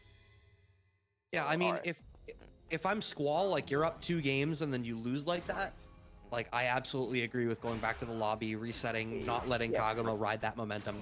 Like no doubt, because like not only did he lose, but he was forced to DP. And so, right now, like it's clearly working. This is looking so much like those earlier rounds, walking him straight to the corner. Kaguma tries to jump out. He gets out, but he gets reversaled for his trouble and loses a bunch of life in the process. All right, and Squall is doing a good job of caging him in. Does an offensive DP to maintain that pressure. Yeah, and I agree with it. He was a little late on trying to get the DP in the true situation. Damn! And that's such a great adjustment. Kaguma had consistently been going to that kind of mid-range flash kick with the kind of notion of like either I blow you up for something or I get the fireball and I'm safe. So like great. That ended up being such a perfect jump. Okay. Like turning your actual offense against you. Alright, good backdash. Avoids the jump in. Takes a turn back. Still no anti-airs from Kaguma. He's getting kind of mauled in the corner. That was a decent jump. It traded with the standing light kick or whatever he pressed. Okay, nice punish. Has CA available? He might have did the heavy spinning mixer and it traded because Guy got knocked down. Ooh, big damage. I think he's just alive. Oh, he's more than just alive, but it's a one-touch game, maybe 2 at worst. Blocks there, takes the throw. I agree. Oh, no anti-airs. Think of like it's so consistent. So many of these rounds, you get the anti-air, you put up that wall, you draw that vertical line on the screen and say, "You shall not pass." Gandalf, looking way more Gandalf the Grey than Gandalf the White right now. All right. Is he really gonna lose out on this? No, gets the crouching short on the shimmy, keeping his tournament life alive. I thought overhead was coming out for sure. The classic Rashid ender, the overhead. And we saw a situation actually that's how the first game ended. That exact situation, like slight walk back in the shimmy into the overhead, and it beat Kaguma's crouching short. Dash. Oh, he messed up a view reversal there. Gets an EX Sonic Boom instead. Great OS. Ooh. Oh, now his neutral jumps are getting blown up. But we're seeing that low forward there through the spinning mixer or the whirlwind shot again. Like we're seeing him try to cycle through these options to shut it down. Big jump in over the fireball. All right, what's goes for a forward throw. Kaguma takes it. Oh, that's tough. Not even gonna get another chance at that. I think the gray life that added up there with that throw. Yeah. Oh, That's really unfortunately for Kaguma, this is his end of the road. Yeah. Manages to finish off at 5th place here. Squall moves on to the 4th place match to play the winner of Diego and Moons. You know what? 5th place isn't bad, and you know I'm sure he can look upon his matches and see what he did wrong. I would say that if he looks at the matches, that the match that he went on offense was good. You know, it was a more comfortable situation, but also he was kind of lacking in anti-air options. Yeah, and I'm trying to play a little bit. Oh, okay, interesting. So I'm playing a little bit of catch up because I wasn't here at the beginning of the night, but Squall is the one who sent Kaguma 2 losers in the first place. Oh, I see. Oh, so that's that was some double jeopardy. But you get to a certain point and it can't be helped, because I was trying to be like, oh, who did Kaguma beat tonight? And Yeah, he'd been in losers for a hot minute, and I was like, oh, who put him to losers? Squall. Yeah, once you get to like top 5, yeah, that can't be helped anymore. Double jeopardy. It's gonna happen. It was a good show. Made something of a believer of the Guile. I think it was just the biggest thing for me, honestly, was the anti-airs. Like the amount of times that he got to just kind of jump in at you and keep the pressure going. And obviously, it's easier said than done, and it's online. Yeah, you know, because Guile has a 9 frame down fierce, so you'd have to do it super early. And when you think of Rashid, he does have air options because he can dive kick also. That's true. Not that Squall ever went for that option, but it's always there. Right? See, for me, I'm just thinking of like you're maintaining that. You're already playing that style where you're trying to maintain that down back charge and play that poke into fireball game. Keep the down charge and don't let him jump at you without a flash kick. Yeah, I mean you're definitely. But again, right. easier said than done. It is easier said than done, but I would say that challenge to jump in, and if they're gonna go for a dive kick option, force them to. Right, because I mean, like, it doesn't make it harder for you. Absolutely, it introduces that weird RPS in the game. But the thing is RPS in the game for them too. Like, they have to make that decision now in the jump-ins of like, how scared am I of the jump-ins, or have I sufficiently dissuaded you from anti-airs by doing these shallow jumps and stuff. But everything you're thinking about in that situation is stuff that's going to give you that little instant of hesitation, which perhaps gives Kaguma's Guile that breathing room in the neutral. What's up? Brad? Yeah? What's going on? Can you not hear me? What was that? What was what?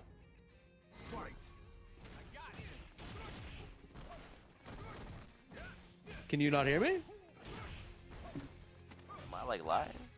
Yo, what happened? What just happened? Yo, I hear you. The guys in the chat, am I live?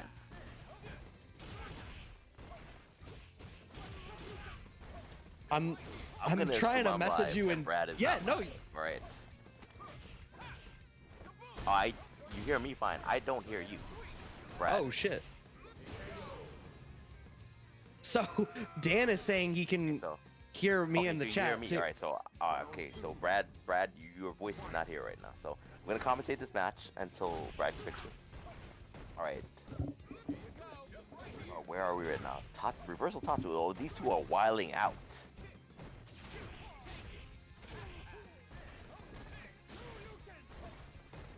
Yeah.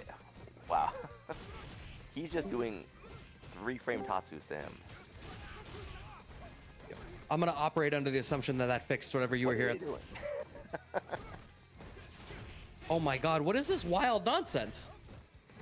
Alright, so he's gonna activate V-trigger, reversal sweep.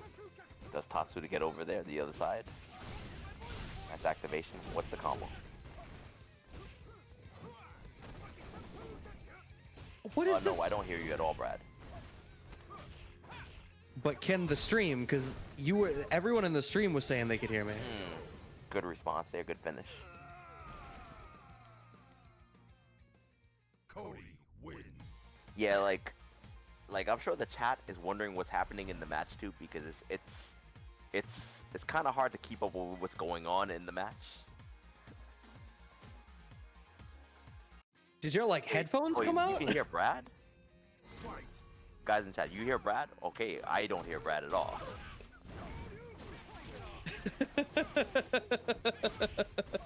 Hold on. All right, give me a second. I'll be right back. I'm out here thinking that I'm the crazy person. No, I can't hear you, Mr. Bisonopoulos. All right, we're gonna have to see. No, I'm not gonna get the fuck out of your house. So I don't even know. It's good. That was a good round for us to have these weirdness, because I don't know that anyone is prepared to make sense of what Can we're you all hear witnessing. me? I can hear you, but they can hear you the whole time. Can you hear me? All right, chat. Let me know if you can hear me. This is. Oh, Discord. So is this a good time for the you hear emergency me? mod now that the commentators can hear each other? Okay, I can't hear Brad at all. Can you hear Matt? Because Matt just came in. Well, I don't know why I'm still talking to you. You can't hear me. It's a good comedy show right now. I think both of you can hear me, and the issue is just between Brad and Liston. I believe that's it. Okay. That's hella wild. Yeah. Y'all can hear everything? Yeah, the stream's got everything. Yeah. Speaking of stream, I do need a Discord stream for the game feed. Hold on, I'll be if I am back. going to risk it. Okay.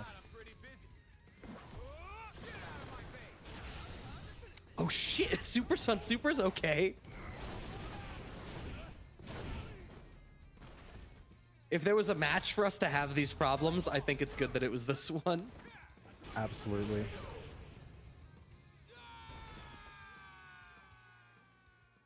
Ken wins. And he said Brad LeMayo. I'm gonna need specifically why.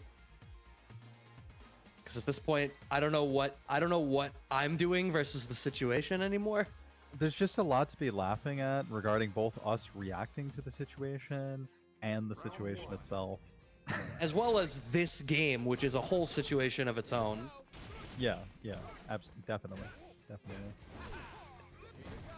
But Diego is still up the first game. Let's see. Damn, lots of pressure. What are these? Oh my god. You spin me right round, baby, right round. It's been a great day for round start heavy Tatsu. Even without V-Trigger, Diego's still letting it rip. With a backsway to punish the Tatsu? Okay, yeah, and calling it out directly. Oh, an overhead, not even for stun or for a kill. Moon's just tossing him. It's a V-skill again. Didn't even activate off of it. Moon's getting a lot of full charge zonks in this set as well. Linking afterwards. Yo, how many empty jump lows? How many light confirms is DiegoV about to hit? Oh, and cross up Tatsu? Yo, if it's not one, it's the other. Yeah. See, empty jump low. Ooh, blocks that time. No, empty jump low. Damn, he just churned the super out? You gotta be kidding me. I think he just did wake up rock throw. And V-skill. Maybe. I don't even know. It's some shit. Diego going into the next round with full CA, and if this game is any indication, I think we're gonna see it fairly quickly. Oh no! Yep. It's definitely a mood these guys are in. Wow. Tatsu versus Zonk, perhaps, just comparing special moves. Can't cross up in the corner, it looks like. Oh, even air How are Tatsu you- coming out. How are you like pretending to take this seriously? Like, Diego must have a single button maps to quarter circle back. Yeah, it's Who working. doesn't get the just frame? Successful counter hit. Moon swinging into yet another Tatsu.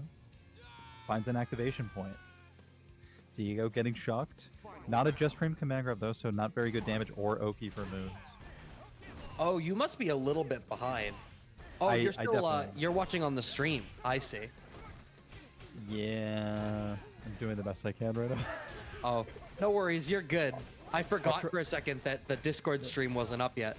Yeah, I'll I'm try to gonna be a little punish- bit more philosophical with my commentary than reactive. I don't know that there's any philosophy about this, except that the philosophy of You know the wait, it's all X always has been meme, and someone did the version of it's all shadows on the wall. That's the only philosophy that can apply to this. What? It's all Tatsu always has been. The whole time. Yes. Someone just And get a picture of Diego and Moons, like it's all Tatsu always has been. Is that gonna confirm? What? Oh, talk about active frames and long periods of invincibility. Moons with the superior critical art. Just earlier, we were comparing special moves with Tatsu versus Zonk. Now it's Super versus Super. Moons was losing to Tatsu quite a bit, but Super came out in the clutch in that comparison. You know, once we start comparing normals, we'll eventually work our way up to comparing fundamentals in a real match, right? Round 1. Fight. First attack Tatsu once again. Oh, very fortunate air reset for Diego, getting a full punish on Moons, trying to anti-air with light kick into a special. That just doesn't work. Moons waking Diego up. very commonly goes for reversal Tatsu, but this is something else. Okay, we're seeing actual adaptations here because Moons was going to the back sway B skill as a punish, and now Diego's delaying his Tatsus to punish the back sway. Is Tatsu speaking? Yeah, you can link off that one. It hit high, all 3 hits, guaranteed 3-frame DP or Tatsu would work there. Diego showing off the tech. You can get that off some whiff punishes too, like Ken stand fierce and a heavy Tatsu on Geef. Always works with all 3 hits when you whiff punish his fierce. It's so sick. I don't think that's the intention right now. I think it's just Tatsu, no whiff punish. Oh, Tatsu whiff punish right on cue! Hitting Cody trying to swing with crouch fierce. Oh my god, whiff punish medium kick ruffian, roundhouse ruffian with a Tatsu? What the hell is even happening? Why Wake did it drop? No combo against the counter hit wake up pocket sand, which we've seen many times, all to no avail. Thanks to the empty jump low meaties. Always counter hitting, crossing up once again. Yo, he wants the Tatsu so bad that he's dropping combos. Not Wow. Anti-air critical art just before the things got a little out of hand or out of feet, because it's all coming out of Ken's feet right now with these Tatsus.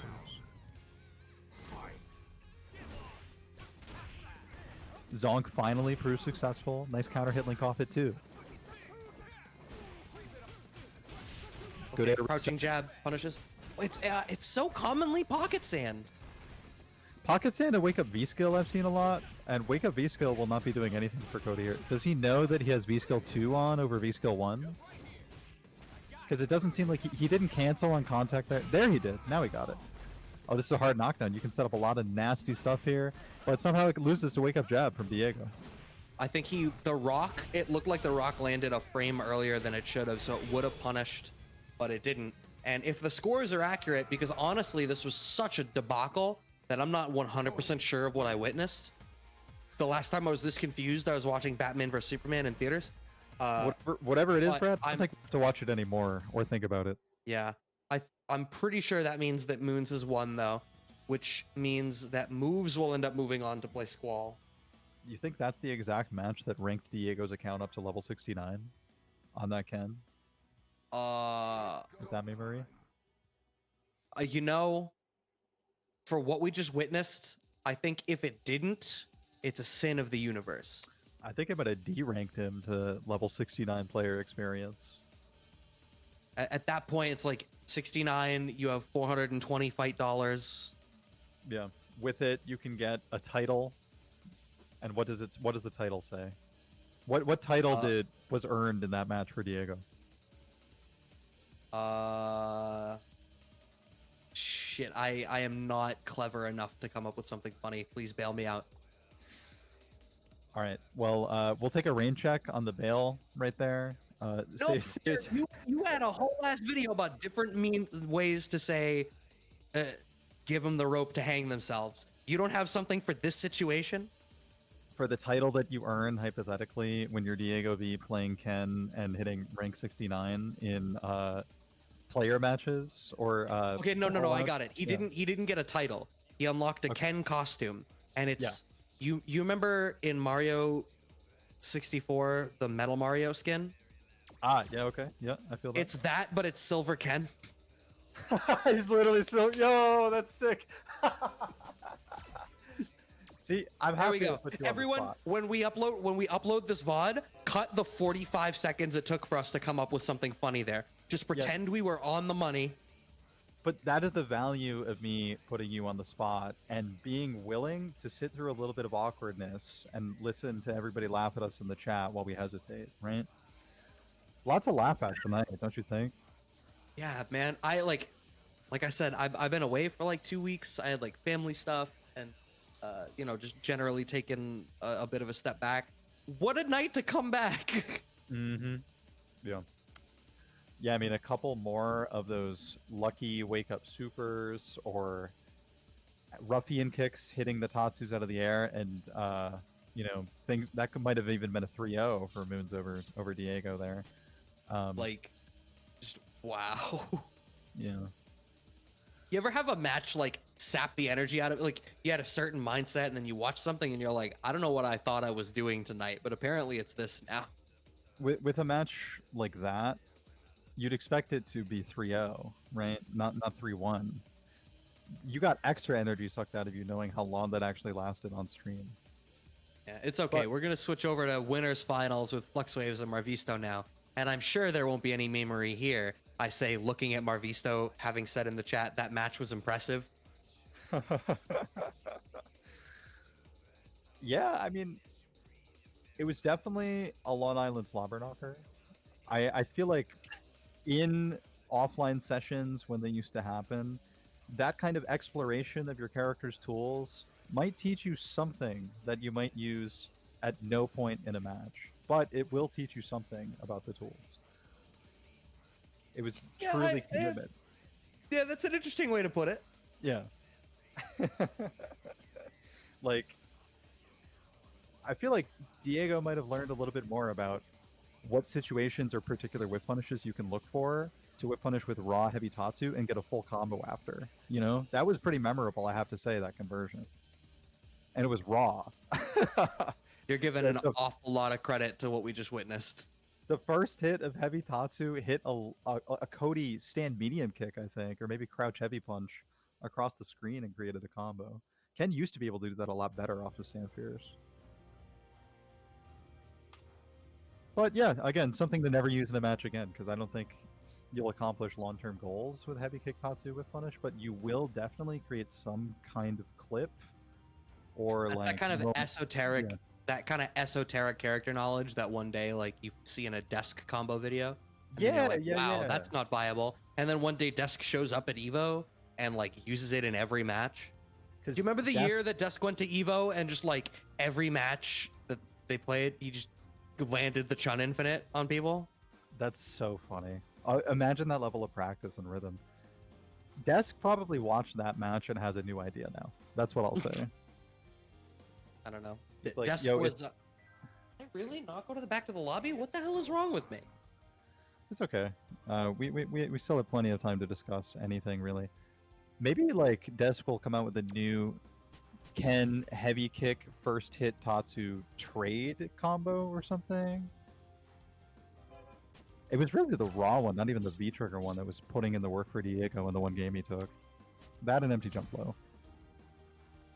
I mean, those, or like air Tatsu into low, or air Tatsu whiff into low. Marv is restarting his game. Okay, I'm not the bad man here. There's more space in that ecosystem of moves, I think, where you could maybe toss in EXTP and like maybe that'll take you to Super Silver Ken. Air Tatsu EXTP is definitely a real thing. Didn't see it come out though. I think that's a classic. It has a good reason to be a classic. Yeah, I mean that's the reason that he actually won the Silver Ken skin there is because he managed to play the way he did that whole time and not once went to Air Tatsu into EXTP. Yeah. He was exactly. so silver that he wasn't silver. Right. You know, winning that would maybe take him a couple steps closer to getting second place in this tournament.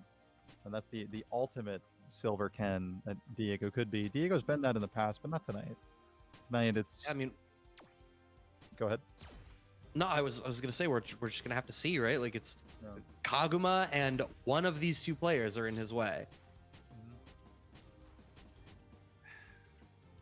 All right, Fluxwavez and Marvisto are back in the lobby. Mr. McKillicuddy is kicked. We'll miss you. Yeah, so to fill the stream in, Liston went to another channel in our Discord and wasn't able to hear anybody there either. So yes, everyone could hear everyone except Liston could hear no one.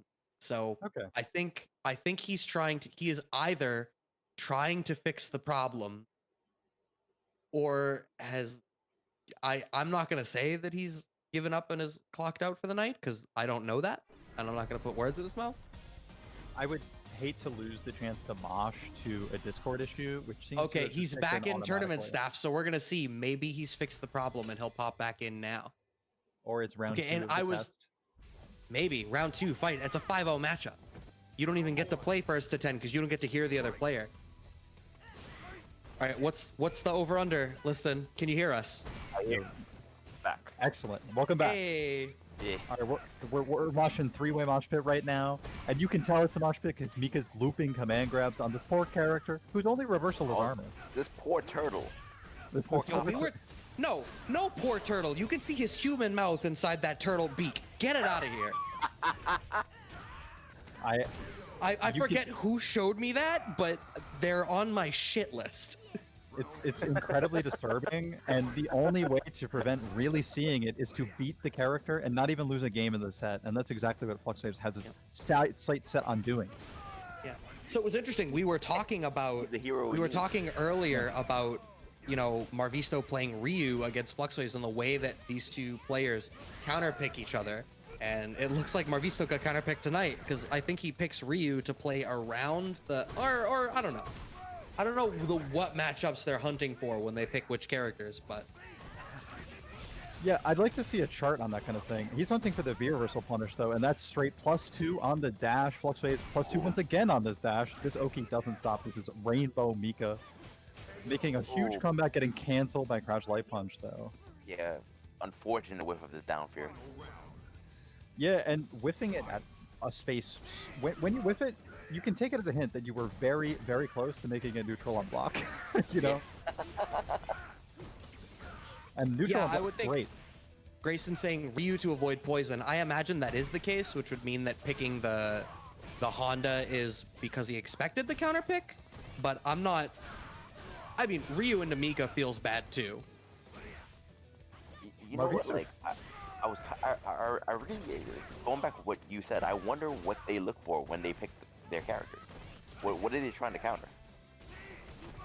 Yeah, I not that anyone cares about who I play for what, but I put out a chart between my two mains or earlier today or yesterday, I think, and I would love to see that from other players too, because often it's just player tendencies that people counterpick for. I remember NuckleDo in particular played his Guile against MOV in Capcom Cup, and then his Mika against Ricky Ortiz and beat them both.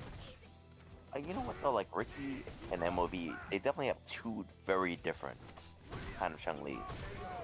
Yeah, right. I would say that. I would say Guile in general is good against Chun-Li. Yeah. Even Beat back Chun then, either I way, thought Guile was a good counter pick. Look at that human mouth. Oh yeah, the wish has Oh. not been granted. We've commentators cursed this one into existence just by talking about it. Oh, I wish I didn't know about that. Oh. Yeah, Right, we're dropping there's two- extra there's- attention. Look, the other day they announced the thing about that new turtle. I don't know if you guys saw this. If you haven't, you're welcome for what you're about to find out. But Okay. they're publishing like a new Ninja Turtles graphic novel where the whole thing is only one of the turtles is alive, and it's like Turtle Vigilante, but you don't know which turtle it is who's the one that's alive and trying to get vengeance for the death of his brothers. I bet And, like, you. That's I some bet great you- turtle news. I Yeah. bet you it's Michelangelo. Yeah, exactly. Right. That's what 'Cause he's everyone the was silly saying. one. Yep. He's so silly. He's never been so like Yeah, hurt in his 'cause- life, right? Yeah. Because like Raphael, it would be like big deal. That's you like on Yeah, the that- regular. Your character isn't yeah. any different. Yeah. Yeah, but It, I it feel would like be, it would be awesome if it was Michelangelo. yeah, I think it will be. It's just too good of an idea. We all thought the same thing. And I think Marvisto is setting the playbook for Michelangelo moving forward. A lot of 100-hand slaps, turtle form, defensive style, playing the life lead like Michelangelo's known to do. Into the corner, dead, never mind! Oh my god, Michelangelo choked! Just kidding, that was just Fluxwavez being great. Now you know what that was? That was Marvisto loaded Donatello instead of Michelangelo. No, he loaded Raphael, the aggressive one. Yeah. Raphael has the same job in Turtles that like Wolverine had in the 90s X-Men, and that why am I drawing a blank? The person, oh, and like Vegeta, your job is to get your ass kicked so everyone knows that the villain is really strong. Yeah. That's called jobbing. Except for jobbing is often the hero. Oh my god, Honda is Oh, just being a made to look jobber. like a jobber anytime he is left in the corner against Brimstone. And you know what? It seems like this Mika pick against Honda is definitely working out. It's definitely paying dividends. Yeah, I wonder if we'll see a switch. To Ryu switch, right? And then Yeah. keep the cycle of counter going on. Yeah, But you you know only what, have though? to I outplay don't- them once. Yeah, but you know what though? I don't really think that Ryu beats Mika. That's me what I neither. meant earlier when I said Ryu into Mika feels bad. Like, I feel like if you're picking into Fluxwave's Mika, Marvisto's Honda might honestly be a better choice. It's a better choice, right? Yeah, definitely. You got to play for the long term here, because they're all very established players who have also established themselves against each other in Casa already. Yeah. Look at this Grey Life. You think I Marvisto will mean- keep it? No, he'll And lose it's it, and gone. he'll get counter hit. Oh yeah, that Fluxwave just walking all up into his house with dirty shoes, not taking them off. Marvisto was respecting the -2 after Mika's Sam medium punch. Got to be careful with that. Almost died just on the Damn. wing with And- airplane and- thanks to the I V mean- skill. Marvisto seems to be the only one respecting anything right now. I mean, Yeah, like, look yeah. at what Mika's wearing right now. Mika's wearing the corpses of her enemies. Like, there's no disrespect. She's gonna No, this- skin you. Your shell is gonna be a hat. That stupid ass looking- beak is gonna be like a dagger, like Yo, a you're- hilt or she's- something. She's playing trying to Monster make that- Hunter, and she got the Kappa armor on now. Michelangelo is in trouble. Oh, great anti-air though. Autocorrect. She's trying to turn that shell into a shield. Didn't spend the meter to kill, just would rather floor lawn the Ooh, death. Yeah, it's a guaranteed checkmate situation. Mm. The Kappa goes down. Cinema Marvisto packing. Maybe. Yeah, that's 2-1 Oh Flux no. Waves. So, do we see the shift? You- I really don't think we do, but Do you pack your bag and pick the traveling warrior, wandering man, Ryu? You know what's hilarious? My actual view just froze for a second. I was like, oh no, did it happen again? oh yeah, It's you're cool. not. I like forgot for a second that you're not in the lobby anymore. So I looked. I was like, oh, did you crash? You invite me to the lobby real quick, somebody, just in case. Okay. Yeah, wow. Yeah. I see Dom's on that right now. Yeah. Plus, thank you. And the fast forward will take you there as nice backup if your other stream doesn't refresh. Everyone's getting a really good inside look at how commentary actually works and how quickly it can suddenly not work in the online tournament sphere. It'd be like this sometimes. Yeah. not you not just that gotta- you. Go ahead. No, go ahead. I'm sure it was more entertaining and insightful Okay. than what I was about to say, which was nothing. Okay. Okay. Listen, not that anyone needs an explanation, but do you know what went on with the Discord stuff? No, I just think that Discord just kind of froze. Okay. There have been crazy internet problems on and off like all day. Like Discord obviously shut down altogether at like 6 o'clock earlier today. Really, I they did had not that, know like- that. Yeah, Yeah. so it was an upstream issue. They must be like a tier 2 ISP or like server host or something, but they're called Cloudflare, I guess. I hadn't heard of them before today, but like a whole bunch of different services all went down today because Cloudflare was dealing with it. Because Wow. it said I got disconnected, and I was like, oh no, not again. That's cool. I didn't know the actual details of the problem. I just listened to my friends complain about it. And not here. I mean, like, globally. Like, the amount of friends that are inconvenienced when Discord goes down, it's crazy. Yeah, I mean, I actually wasn't even on Discord until I decided until it was time to do commentary. So it was my Yeah. first time actually experiencing it. Yeah. I didn't Checking the realize that our Discord sound right now. check was as late as it was, and I was on like trying to log on for like our early sound check, and I was like, "Oh, where is everything?" Marvisto Yeah. did switch over to the Ryu. Yep. Yeah, where's the meter? He's looking to build it right now. Maybe he can set up an unblockable. Oh, went for just the fireball whiff. Off Yep. crush counter sweep, you definitely can unblockable there. And Mika has to hold it. No invincible nothing. Yeah, I mean, especially with the frame 3 armor. Or standing light kick into the EX. Oh, what a bait on the DP. Gets fully punished. And like right before that, Marvisto's entire V trigger was effectively nullified at Fluxwave's just holding north. Yeah, like, I mean, they can buff that V trigger as much as they can, but it's not that good. You know, like, it does what it does. It does better in rushdown than in zoning, and it's so much I easier. agree. Yeah, I agree. it's so much easier to just start neutral jumping fireballs and not being aggressive, but like that takes like a mild understanding of how the fireball game works. Fluxwavez has had that for a long time. Look, neutral jump. Don't get DP'd. Don't take the chip either. Oh, you got Like DP'd. that Never mind. Commentator's curse. You're welcome. Oh, but Oh! bait at this time. Yeah, that's the Mika's blessing, though. You can meet And the here thing with about- Spears. The thing that keeps Fireball being so difficult in this game is like, it doesn't matter how many times you anti-air them, that one jump in is worth like 3 or 4 anti-airs. So like, Flux is 2 for 3, and that already puts the set solidly in his favor, and there we go. That's the set. I mean, another thing that like kind of diminishes the fireball power is that there is no chip kill. So you remember when you would be dying, you'd have a pixel life, and now you're at the whim of the fireball player?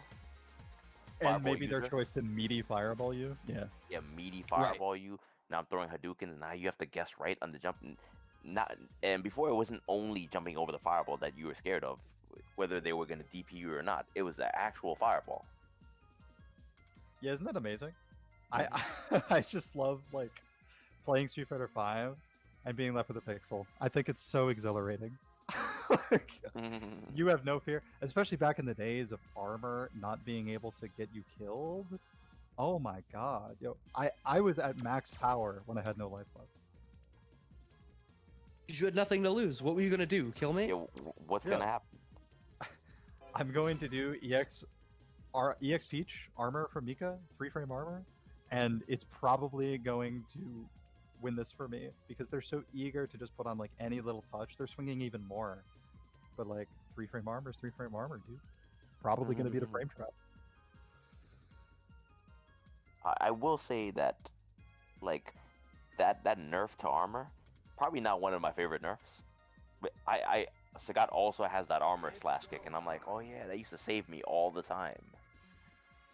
Sagat has an armor move? Oh, yeah, V trigger too. Oh yeah. Knee.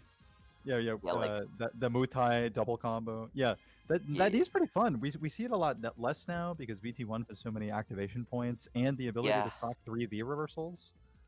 I mean, to we be definitely honest saw with you, so much before. like VT1 definitely got better, but I feel like it's still not as good as VT2. 2-bar VTs are always a blessing because there's still so many great places to activate. Exactly, And I but mean, we saw Shadow Ace earlier with a 2-bar VT was getting 2 in a game, like pretty consistently. Like it happened more than once, which is insane. I mean, yeah, it's so much more important to have multiple activations of each trigger if you can even get it. Yeah, that's something that Fluxwavez was able to show off with Mika as well. Another 2-bar V trigger character. It's a little harder for her at 950 life, but you still can do it. Plenty. Oh, definitely can. And I mean, he's making good use of the B skill as well, absorbing some of those fireballs. Yeah.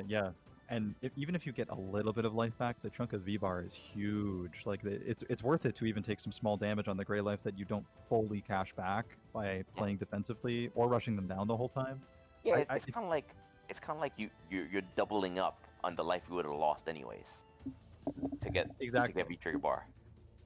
Yeah, and if you're lucky and they do something that actually gets punished by the mic, I almost feel like you won the round.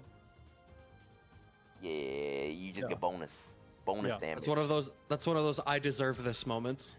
Yeah, like at transitional combat there was a moment when Tanachi did Bison Psycho Crusher at full screen against the V skill of Fluxwavez. Oh, And right. Fluxwavez only got hit by 1 hit of Psycho Crusher, armored it, got a full stand medium punch clap conversion, and the round was over. It was over before the rest of the sequence even started. Tanachi got cooked by Fluxwavez, and he said out the gate he was very open. He was like, "I'm gonna get smoked in this match." what character did Tanachi use? He was playing Dictator. He was. You know what? Wait, no, did he play a whack ass Urian for one I game? think I remember on, like, seeing a fair? that. I think I remember seeing that. But you know what it is though? Like, and Fluxwavez use poison. Yep. As I recall, yeah. You know what's funny about that? Because I hear from some poison players, right? I won't tell you what their names are, but I hear from some poison players that that's a bad matchup for poison. Mika? No, Bison. Excuse me. Dictator. Yeah, right. Amazing air movement and like sudden specials to kick horizontal movement with too are just great against a zoner character like Poison, and a zoner character that uses normals instead of fireballs. Yes. You can always hit the whips, counter hit them on startup, and you can create some like really advantageous situations hitting extended hurt boxes. It changes the frame data when you hit it at different points too. You know?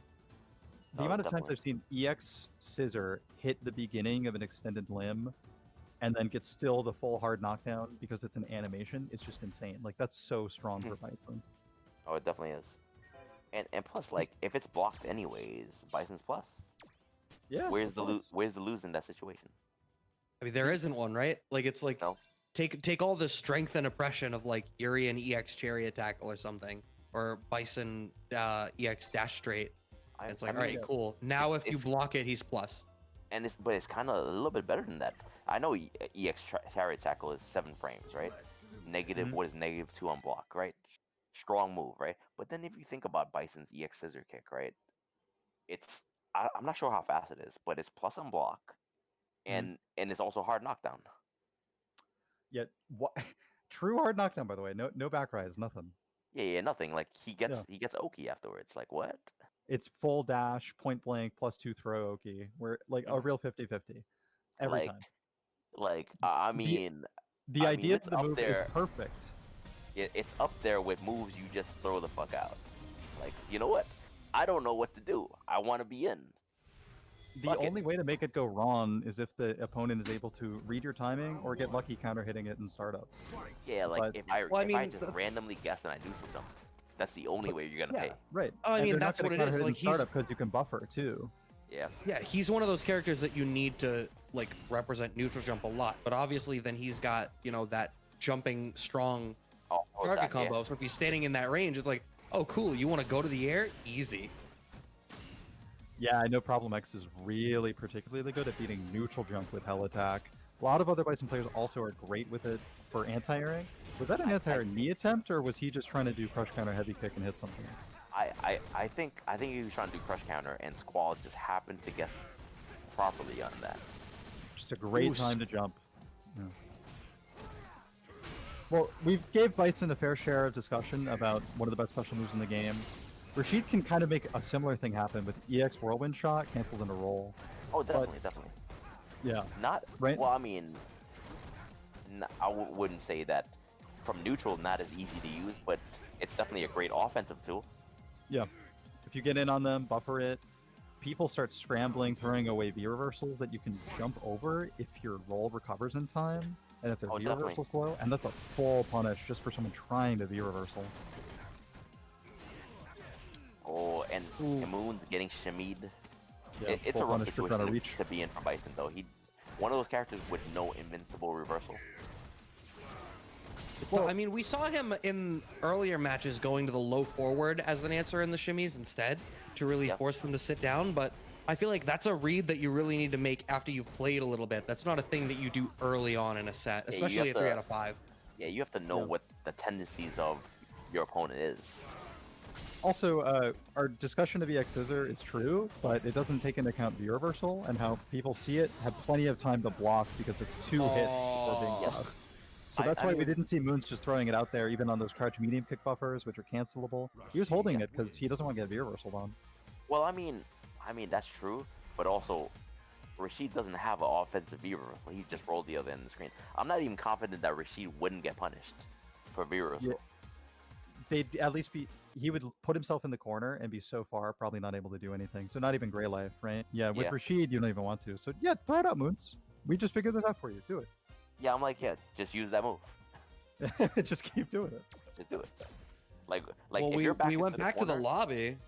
Gonna have to see. Is he gonna change something up? Do you think he goes to the Cody? I don't imagine so. you know what? It might be a case of, yeah, Bison does better in this matchup, but I know how to do this matchup better with Cody. Do you remember who put Moons in losers? Oh, I'm- how could I forget I'm that? pulling Wait, that up for actually, you. it was. It was Squall. Oh shit! Exactly. I just needed you all to realize that. Because we saw Moons use Cody V skill 2 to go through Rashid normals being canceled into Whirlwind Shot and kind of negating some attempts at Rashid's easiest method of setting up pressure. Okay. Making Squall have to work a little bit harder, walk a little bit more brave, not just rely on buffers Speaking and about pressure. walking, though, Cody does walk a little bit faster than Bison. Bison probably isn't Yeah. able to really keep up with Rashid's speed. Yeah, Rashid even kind of playing keeping away against Bison is effective, right? Especially if he's able to read some of the quick advancing special move options, like Well, I mean, neutral jumping a scissor. look at the character Bison. His whole thing is about control. Mid-range control, up close control. But then against Rashid, does he have mid-range control? No, not really. I think he loses Rashid it to moves Crouch faster. Fierce. Yeah, and then even against Rashid, can he anti-Rashid convincingly, effectively? Not really. And then Rashid rushes down just as well. Oh, you can get a nice setup here, but it gets busted through real simple. And he doesn't care anything about any of your nice setups because he has an EX bar. Yeah, I wonder what. I think Moons was looking to maybe convert off the low for a kill, because a lot of Cody players like to go for overhead there, and you can convert off that without rock too. Yeah.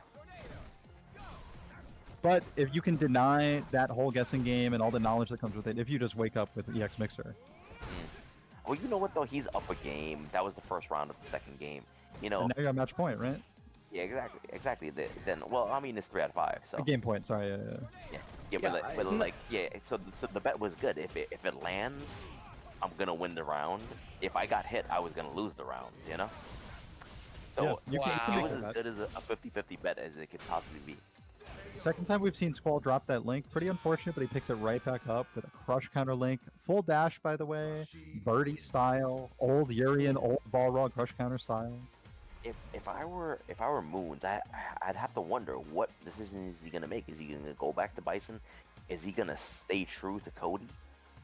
I think this was a better look than the Bison was. I think the thing is he has to meet the intensity. Like he was like 60% there and needs to pump that up. Those are rookie numbers. You got to pump that up. He needs to put out the same intensity that he put out against Diego, and the intensity that Diego Maybe put out not against that. him. Maybe not that. That's too much. That was pretty intense. That's the match that broke Discord. Yeah, It right. all makes sense. During that match, it actually got broke. Yeah. Yo, overhead over the throw attempt? Squall the Gob? Man. We were talking about it in Squall's earlier matches too. The way that he's using that overhead defensively is like it'll beat lows, it'll beat delayed throws. Like he's using it as like an anti-shimmy option. Can we talk about how he chauffeured him all the way from one corner to the other one? Let me show you that corner move real quick. Yeah, the whole runway of this training stage got covered. He's like, I have 3 bars. I can show you this whole stage. Trust me. My man rode his plane across the stage, the private jet and the band stage that we haven't played or seen in 3 years. I mean, he has a lot of money, so that's a pretty good jet. Squall's about to make some money. Squall's 1 round from putting himself a little bit closer to this Maturino money. Now is the opponent in the corner. It's getting even closer. Yo, caught the backdash with heavy kick. This is one of the best activations you could get. And we're approaching a one-hit stun situation after this throw. Cody doesn't have a reversal in sight. Yeah, not even V-Skill 1 as a fake reversal, but now you have amazing chance to make a comeback. Keeps it safe, though. Looks like Squall might have actually taken the command grab, which leads to even more damage.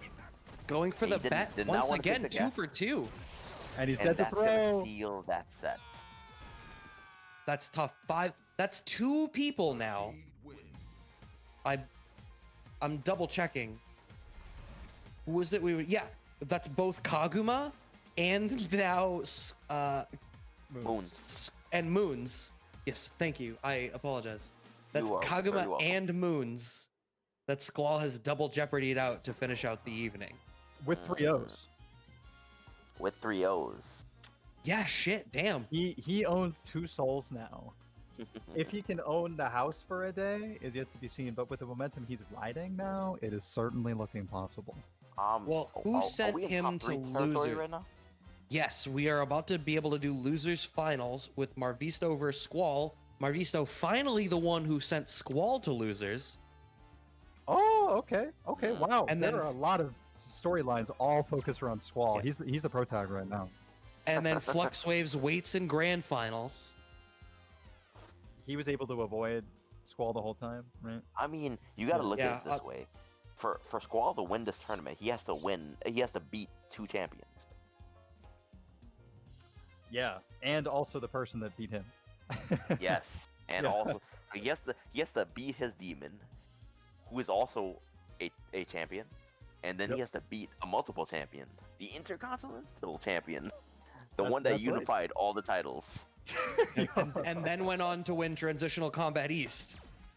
With the titular character of the entire event, by the way. Let's Yeah, go. had the mascot energy. Yeah. I was proud seeing that. I'm like, yo, this is right. So- this narrative so is good. So appropriate. Yeah. I'll be right back, guys. All right. I don't know, sometimes it happens like that. Like sometimes you sit there and the universe, the quantum reality shift in such a way that you're like, oh, okay, the Everything's story lined happened up. the way it needed to. I have to wonder though, is this Squall's time? Maybe, but like this is a hill to climb, right? Like But he, I'm gonna I mean, he's 3-0ing all of that hill so far, so it's certainly no burden on his back yet. but there are only 2 people in this top 8 that were previous winners, and Mm, one of them is the one who sent them to losers. Like 2 of these top 3 are returning champions. That may well be like he might just be the best non-winner tonight, you know? You never know. Yep. Gonna have to see. Oh god, get it out of here. But yeah, looking At at it least I like can't see the human mouth.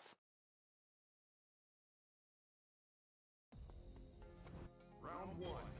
so gonna have to see. This did go when they played in winners. This went 3-1 in Marvisto's favor. Mm.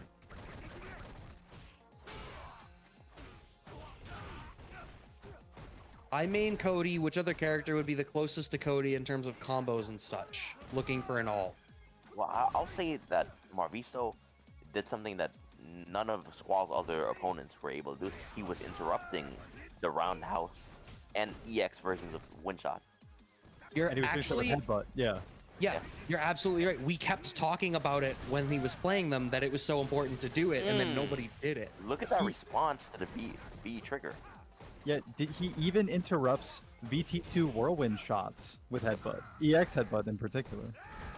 I mean, he's still in the corner right now. Yo, Honda How's that laughs his likely? ass off at you with V skill 2. He's like, do you see the chip I'm doing? By the way, this is +2.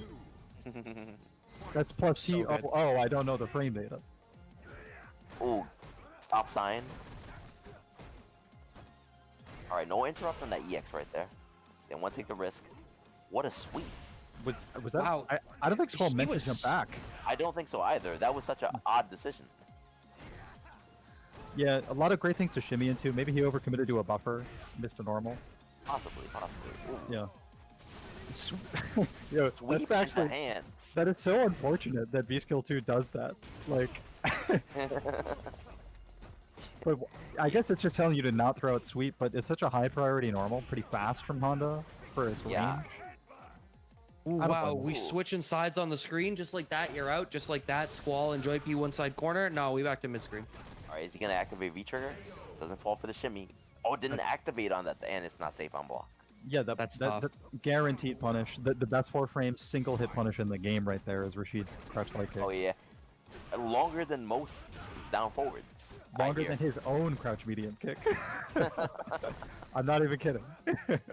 I know you're not kidding. That's why I laughed. yeah.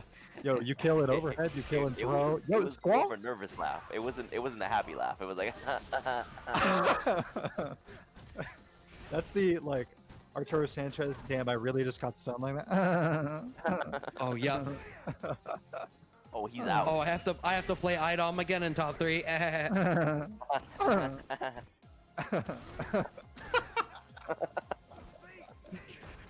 Yo, Squall Damn. must be laughing his ass off at this life lead right now. Not punishing though. Sweep was left punishable. Marvisto I mean- just tries to press advantage in a different way. I'm pretty sure those sweeps are like -10 or more or something like that. Yeah, I say he opts to, even though it, like, in context is definitely like an error. But it shows where your focus is if you're not punishing it. He wanted Yeah, to get most in and like definitely. make a mix-up happen, you know? I think honestly, I think he was because after the sweep, I think he was worried that maybe his buttons don't reach at that range, right? Against Rashid, maybe I don't know how to like that, right? But I think he was worried about maybe Squall doing reversal super just for the chip damage or reversal DP. Yeah, and if you're That's why he one didn't press frame anything. off and you're trying to punish with Fierce, you just die. Yeah. Yeah. Yeah, like and if it's fierce, he's not gonna get a knockdown anyway. So why even take the risk? You know, I don't think I'm gonna get a knockdown at this range. Right, focus on cornering the opponent like Squall did, in contrast. I mean, this is looking like a speed run, unless Marvisto can stop the bleeding. Did something happen in Winners that was so drastically different other than interrupting? I don't know. It's almost like he found barrier skip. Squall finally figured out how to get past the barrier for Hyrule Temple, or is that too deep a speedrun reference? I don't know. Any Wind Waker speedrun fans in the chat, get at me. There are definitely some gamers out there, but I'm not one of them. I'm here. I'm an entrepreneur playing fighting games. But no, Cravat's exactly right. Like, Squall is just on a roll. Like, he's hot right now. Like, 2 straight dubs on winner side top 8. If this is another 3-0, no one's stopping him. What? You think so? Yeah, I do. I also like Squall is like he's a man of actually great personal conviction. If you've ever seen him pop off after something that's truly challenged him, it's like an incredible sight to behold. So I think he's really determined to make this as clean as possible, and he's one throw away from doing so. He goes for it. Marvisto techs it. I'll finally text that sweep. Adequately punishes it as well. Yeah, definitely. Ooh, there's A that one from fast stun. dash you were talking about earlier. Damn!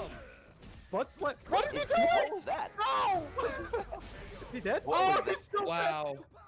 You know what? He so deserved to lose that round, anyways, but he won. Oh my god. Like what? That should have It been gave him over. everything. It was Like, done.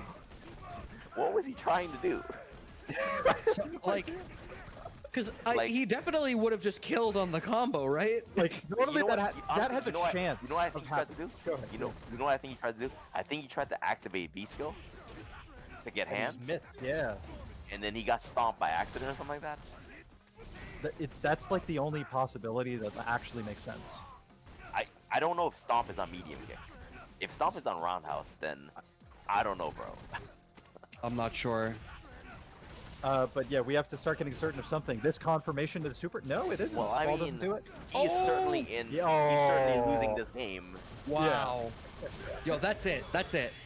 That's Squall. Like the set. That's checkmate. I know that's He's in only check 2-0, right now. He's but actually it's in check done. right now. It's done. No You're matter- absolutely right. No He's matter actually in what check right now. color, no matter what color of Kappa that Marvisto brings in, we've seen green, gray, Yeah. red. They're all getting cooked like Peking duck. He's just taking his queen. The king is in check. Yo, I've been watching these street chess videos without even knowing how to play chess. There's this guy from Boston. It's he interesting talks though, so right? much shit. Yeah. It is. It's such a cool scene. Every now and again, the YouTube algorithm decides that it's time for me to get into like chess videos again. And for like 3 days, I see a lot of chess and understand none of it. What the FGC is so proud of doing with Melty Blood and parking lot sets has been done by chess players for hundreds of years. But see, get at me when they have a world finals in a See, bathroom, though. that's what he was Yeah. supposed to do when he got the Yeah. first dizzy. Yeah, that is such a good optimal stun combo. That must have been the That- intention. That's what was supposed to happen before. We finally got the answer. At least a demonstration, too. But this is what seems to keep happening for Squall. But this time the reversal comes through from Marvisto. He builds so much space. Giant chip, the Great Life is still there. A bulk good whip punish in the butt stomp. Wow, yeah, Squall built up a lot of that Great Life, actually.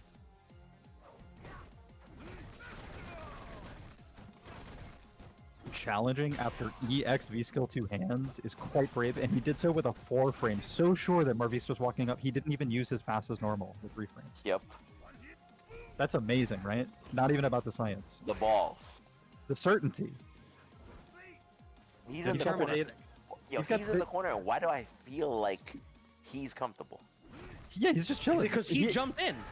He hasn't done anything with Rashid, the most active character in the game, for like 50 seconds. And when he does something, it's crush counter sweep, and now we got the corner situation reversed. Perfectly nah. executed.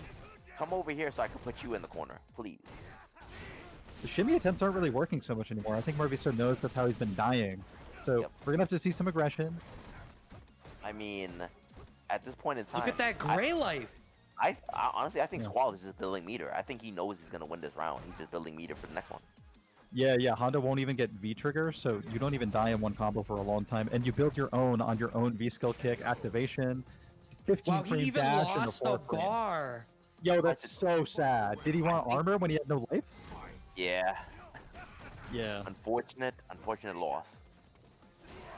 And I think it'll lead to the most Squall. unfortunate loss of all, the loss against a jump in into the corner, pending loss in tournament. Oh my god, he's This just is- getting this is- absolutely mauled. And there's Oh. fights in the shimmy. Next hit Oh, stun now he and gets at the the game. health amount. Oh, perfect Okay. punish though with the EX upslam. He has This trigger, is- but I don't know. He doesn't have a lot of resources. Oh, he gets it now. Corner carry all the way. He didn't do both. Alright. Wait. Oh, he goes through? Oh, and he punishes with the armor.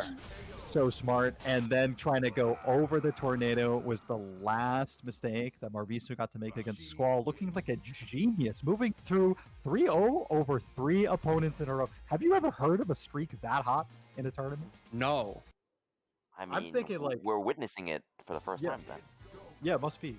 Maybe if you think about like Bonchan losing round 1 in like the biggest tournament in the world at the time, Oh, and then getting at ninth Evo? at Evo. Yeah.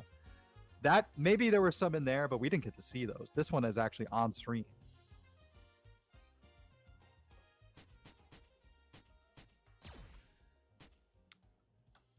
So do yeah. you really think Squall over Fluxwavez? Because that's where we're at now. Fluxwavez sitting in Grands on the winner's side, another returning champ, but Squall off 9 straight dubs, still at the top of the lobby. Look, how well do you think? This isn't even a question. I think Rashid's a great pick for the Poison matchup. So I actually am not sure if Fluxwavez will go Mika here or not. What do you interesting. people think? Okay, so I actually don't. I actually think Poison would be a good pick, but she might get mauled. Yeah. And then his next choice is Menat. Actually, doesn't even have a reversal as well, and slower buttons than Poison. Maybe Mika is the best choice. Yeah, I don't think so, too. Menat is a good choice. For me, it's between Poison and Mika, and I think it's just a question of like how comfortable he feels controlling the mid range early on. Because once Squall gets in on Poison, like that's gonna be it.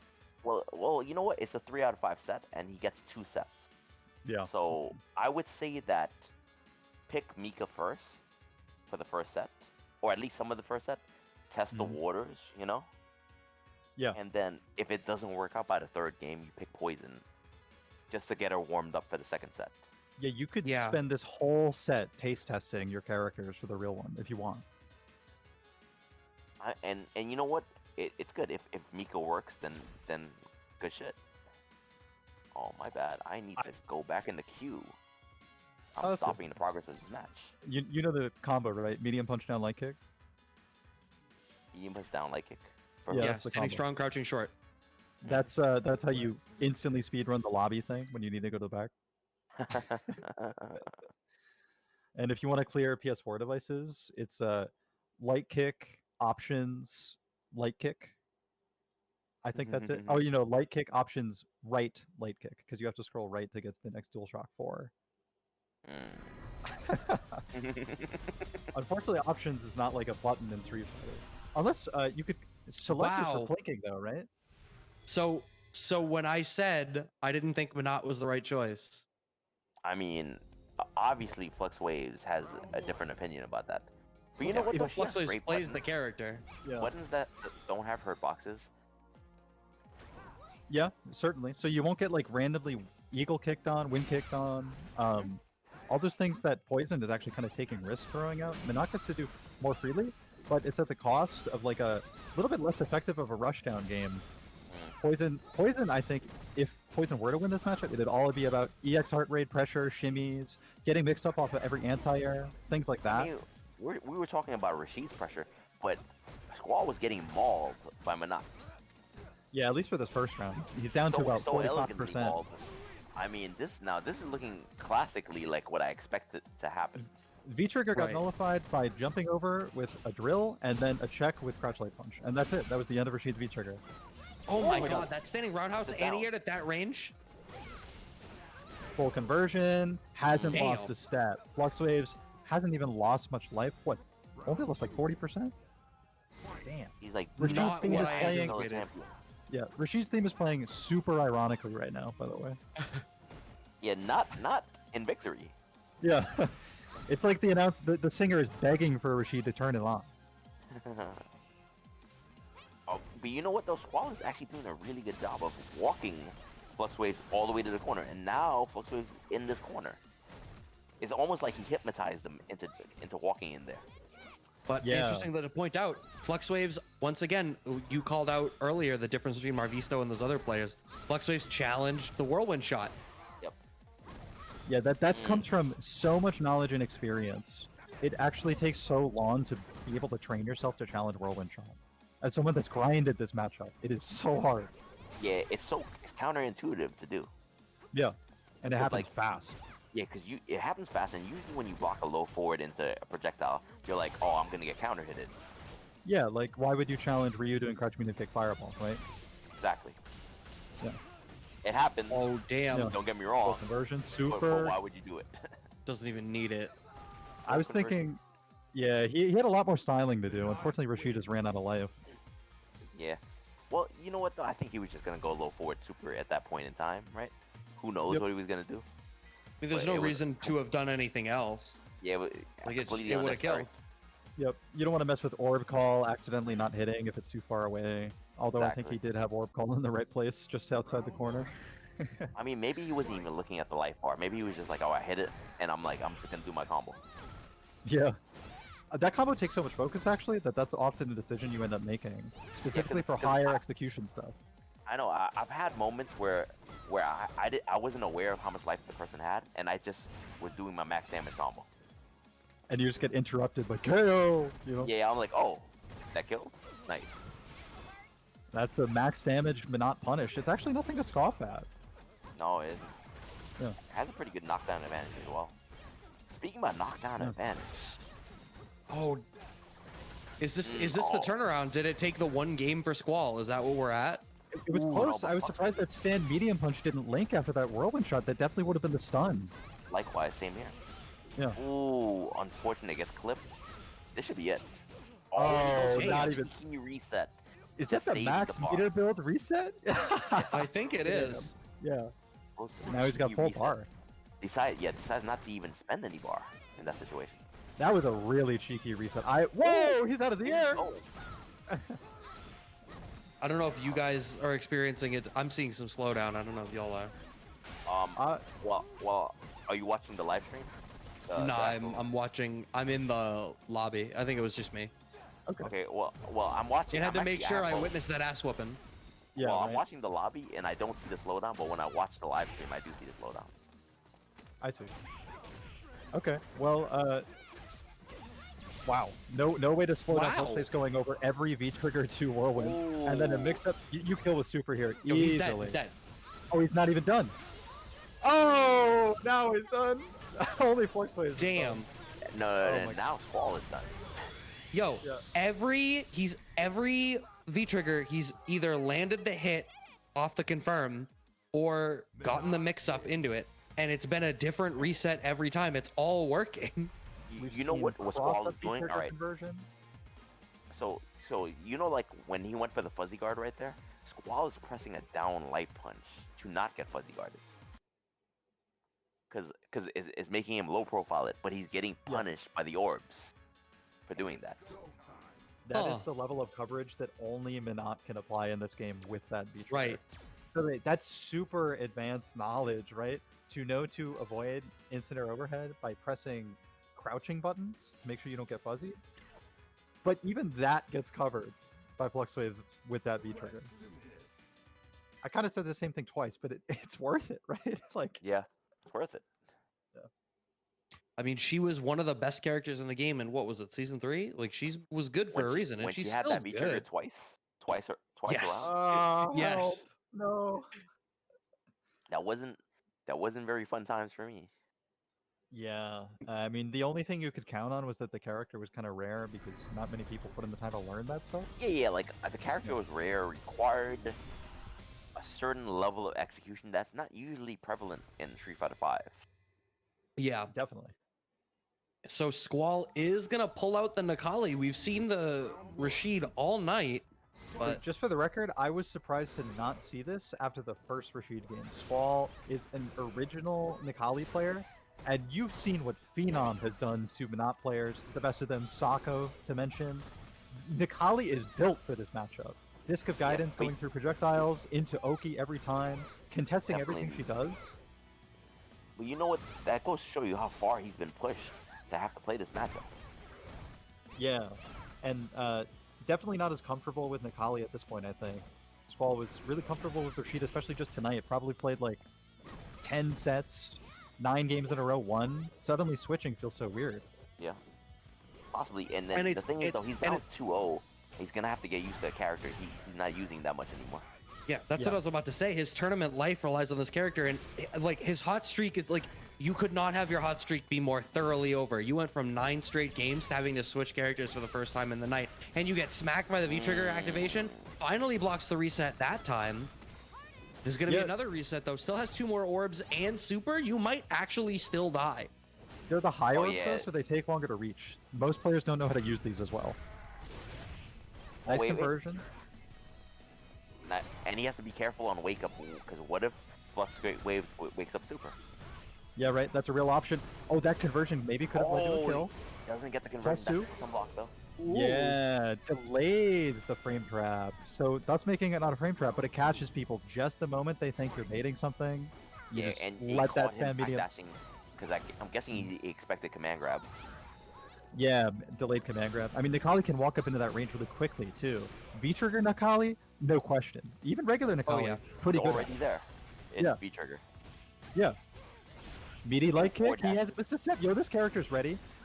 Very fortunate read for Fluxwavez. He was in danger of getting stunned after the command grab, which has perfect OP. Yeah, that was the anime read, the fuzzy jump. Yeah. It was essential, too. Oh, DP's out! Interesting. We didn't really see that as an option from his Rashid. I mean, but Rashid doesn't have a regular DP, though. His is slow, doesn't get there as quickly. And requires meter. He did that with, what was that, jab DP? That's true, yeah. Heavy, okay. To beat the fireball. Yep. True. Jumping in, uncontested. Let's go! I love this character. People hate on Necalli. Because when Necalli activates V-trigger, his jump becomes 1 frame faster than everyone else's jump. That's hilarious, and it means a lot, actually. Yeah, because so he goes from a 4-frame forward jump to a 3-frame forward jump. Meaning you get air reset more often going forward to get better point blank. Yeah. Yo, that's only he can do that. That's crazy. Only he can hold up forward and your 3-frame gap strings and be air reset, and doesn't have to backdash and be in danger of getting counter hit. Yeah, because if you backdash or reset, you're out of the range of your best punish combos. Mm-hmm. But so here's the thing, right? You were talking about this earlier, Liston. The second Fluxwavez loses a game, he could just pick one of his other characters. All he needs now, he's up 2-1. He has a Poison and a Mika, and he needs 1 game to stick. I think it's gonna be a Poison. I think he's gonna pick Poison. Because Poison has the buttons. Yeah. Poison has the range like Menat. Yeah, I think having to play Mika and having to deal with the uppercut will be problematic, and you can just stay in the mid range as Poison and not worry about it. And then, I'm sorry, say what you were saying. Oh, okay. playing Mika against Necalli feels like you're against the strongest defensive tank in the game with the biggest 3-frame jab to contest any of your +1 frame traps. DP always busting out and leading to Oki because he's in V-trigger. You know, that stuff really hurts Mika. Also, he has a good command grab too, the EX one. And Mika gets looped. Nothing invincible herself outside super, only armor reversals. As It's I so hard expected. for her. She gets anti-aired. She dive kick messes with her too. Yep. Yeah. It does go with the poison. Now, it's a different kind of zoning here. Now there's hurt boxes on the table, but all this stuff can be like more rewarding for poison on general hits than Menat gets on regular hits. Alright, forces out a viewer so it doesn't want to take any additional pressure in that situation. Look at the range on that kind of safe jump setup. Yep. Oh, wow, the thing that is, though, really because- that almost trip guarded too. Oh, good punish on the -4 and being aware of it. The light and medium ones are both -4. Yeah, need to have the 4-frame ready. Necalli has no problem with those. He got overheaded. That wasn't even a combo. Ready no matter which one it is. Because Yeah. the heavy one is -2 anyway, so you should always be ready to press the 4-frame. That's Damn. Necalli. Disc of Guidance, V-trigger, 1 dash, point blank Ogi. Every time. This is so tough. But again, Fluxwavez just needs the one game. But this could be the beginning of what of that hot streak coming back for Squall. Possibly, but Maybe- get down strong. That's one thing that Menat didn't have, a fast Oh my anti-air. god. Those Yeah. hurt boxes, you called them out, Matt. Yeah, and Squall's doing it for me, actually. Now getting the loop started, that's why we see Fluxwavez ending that block string right where it was about to pick up and be +2. Alright, Fluxwavez is sitting on quite a bit of meter. That might come into play right now. No. Shimmy attempt. That's a safe shimmy tool, too. And you know what? Fluxwavez hasn't been using V-trigger, just been using V-reversals. Just to tack on Gray Life and get faith. And there's lots of guaranteed points to do it against Necalli with EX Stomp and Heavy Stomp. Oh, Think that's to gonna use be the combo. big. Wow. Oh, and exactly what I thought was gonna happen with the Menat pick earlier on, but it comes out with poison. And you know what a bet, because now Fluxwavez is at set point, tournament point. Yeah, it gets you there. You just have to outplay the guy who has 2 more bars of meter than you. That's not that much. You took off the Poison- clothes. You're feeling Yep. unrestricted. All right, it's getting a little bit too hot. Your inhibitions have been lifted on this match point. Good luck, Fluxwaves. Just prepared for the heat wave that's starting tomorrow. Yeah. Yeah, definitely. Wow, Oh, that, what- no DP wow. anti-air, but DP to bust out instead. Now you have to remember, I Jesus. doubt he's gonna go for command grab because Fluxwavez was fuzzy jumping out of that situation. He's not going to go for command grabs until he has landed a command grab because then you get loops. No conversion on the jump and expected it to be blocked. What about this one? Full anti-air conversion. whip. Oh, Oh, true he for finally dash! goes for the kill. Reads the dash command grab, gets Oki here. Will that decision, like, end the tournament for him? So with this V-trigger now and the amount of bar that Fluxwavez has, this is very Yeah, Rock did it close for to sure. a one-touch game. There There he kills off of EX! Oh, Alive! Necalli the tank, 1025! Oh! Squall with the crouch medium kick, calling out any backward movement, moving forward in this set. Staying alive with this Necalli, the only Necalli we've ever seen on Casa, by the way. Oh my god. It was then- right there. Also, those stomps, even if they were blocked, they were plus on block. Yeah, pressure yeah, was every assured. single time. Right, so it's kill on hit, maybe lead to kill on block. Only thing that beats Okay. it, be a reversal from Fluxwaves. Did he have any? Did not have any more. No. Staying locked in on the poison. Ooh, gets a crush counter. Building some B trigger. Ooh, doesn't pull the trigger on that low forward. Flux wave. Ooh, what a bait. That's huge. Oh, big no. drop That's though. also huge. Oh, it Yeah. drops all over the place. Spaghetti on the floor. That's an incredibly optimal combo Fluxwaves was going for. Optimal way to stun with only 2 hits and puts them on the fire. Not even done optimizing as Fluxwaves. What an optimal way to get that combo. Ooh, even adjustment. manages to bait.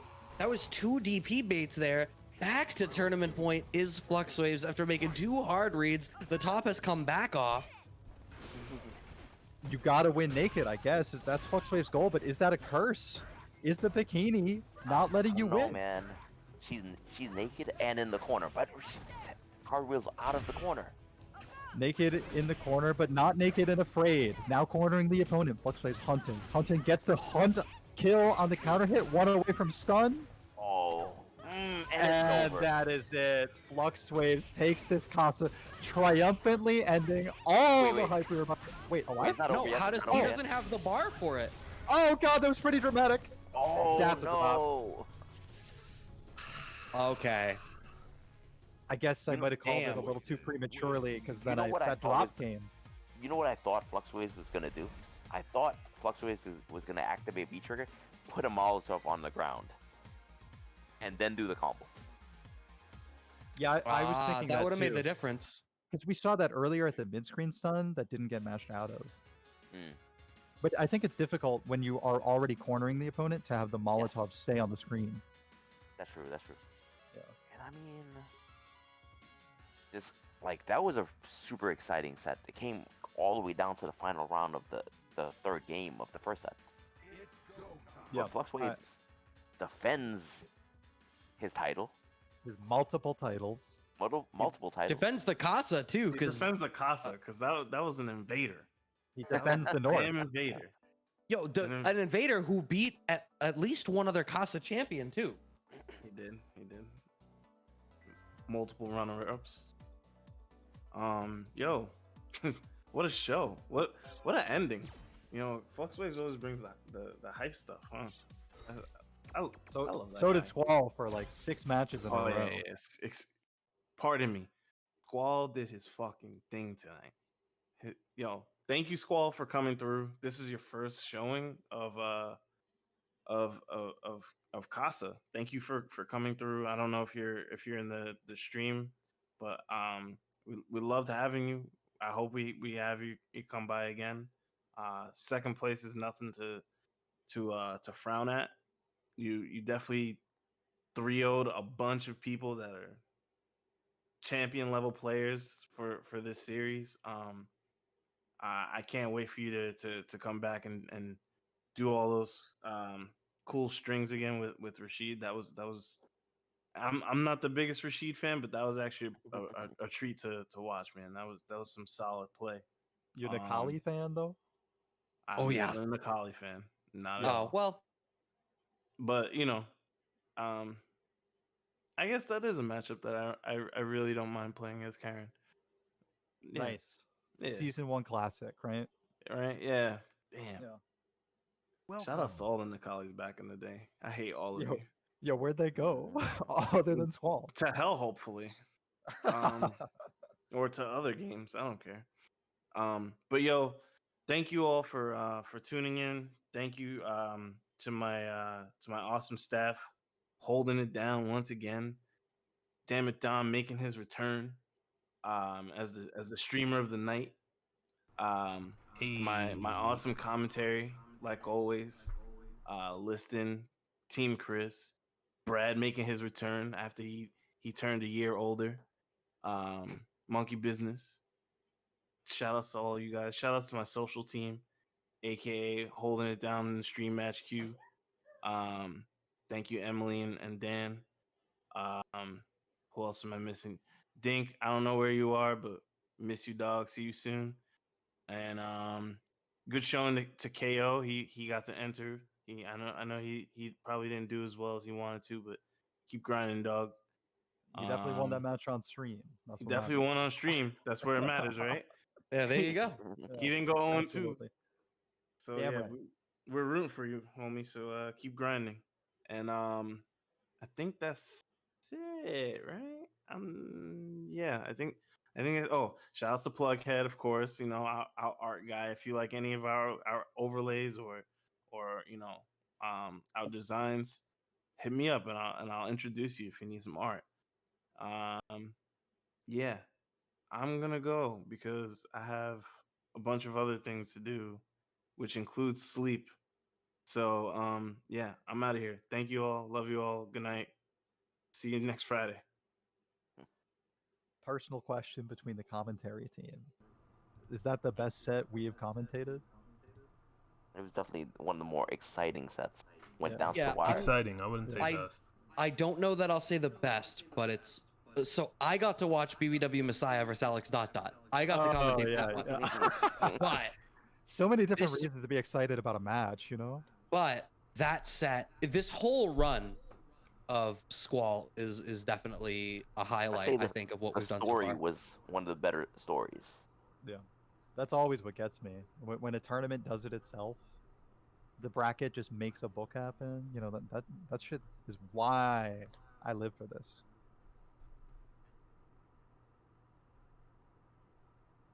I Too definitely, personal? Alright. No, it's not too personal. It's just Oh no, I'm sitting I here. thought you weren't I'm done sitting here. talking. Yo, I have seeds all the time. My bad. Yo, I am sitting here reflecting on the fact that it is 12:30 and I woke up hella early this morning and have been staying up late raiding in Destiny and Wow. generally being irresponsible. And that I'm hella exhausted, but I'm glad that I stayed up and got to hang out with all you guys. Me too. Absolutely. Appreciate you guys. Yeah, yeah. I mean, like, what a Yeah. party. Yeah, and thanks, Liston, for coming through again. It's always a blast to have you on with us. No problem. I'm glad you guys had me over. 3-man mosh pit was pretty good. I like this one. Yo, the mosh pit's always tight. Yeah, definitely enjoy it. All right, let's give him some space to sign off. Yeah. All right, peace out, y'all. Hope you guys enjoyed Alright, tonight. peace out, guys. I'm listening to Prince. Peace. Peace be with you. I'm MonkeyBizness. Even in fighting games, somehow, peace be with you. You know, as I always say, because I always hop off near the end, but I think everyone else has said it wonderfully. So I'll just say I'm Brad, and thanks for hanging out, and see you guys next time. And this is the streamer, Damn It Dom, talking. I appreciate you guys tuning in. You guys are all the real MVPs. I love you guys. Please be sure to give the stream a follow. I will be streaming regularly again. And yeah, that's about it. We about to send you guys over to UGS Live. And yeah, like, please be sure to give the stream a follow. Subscribe if you're feeling generous. And I'll catch you guys in the next stream. Peace.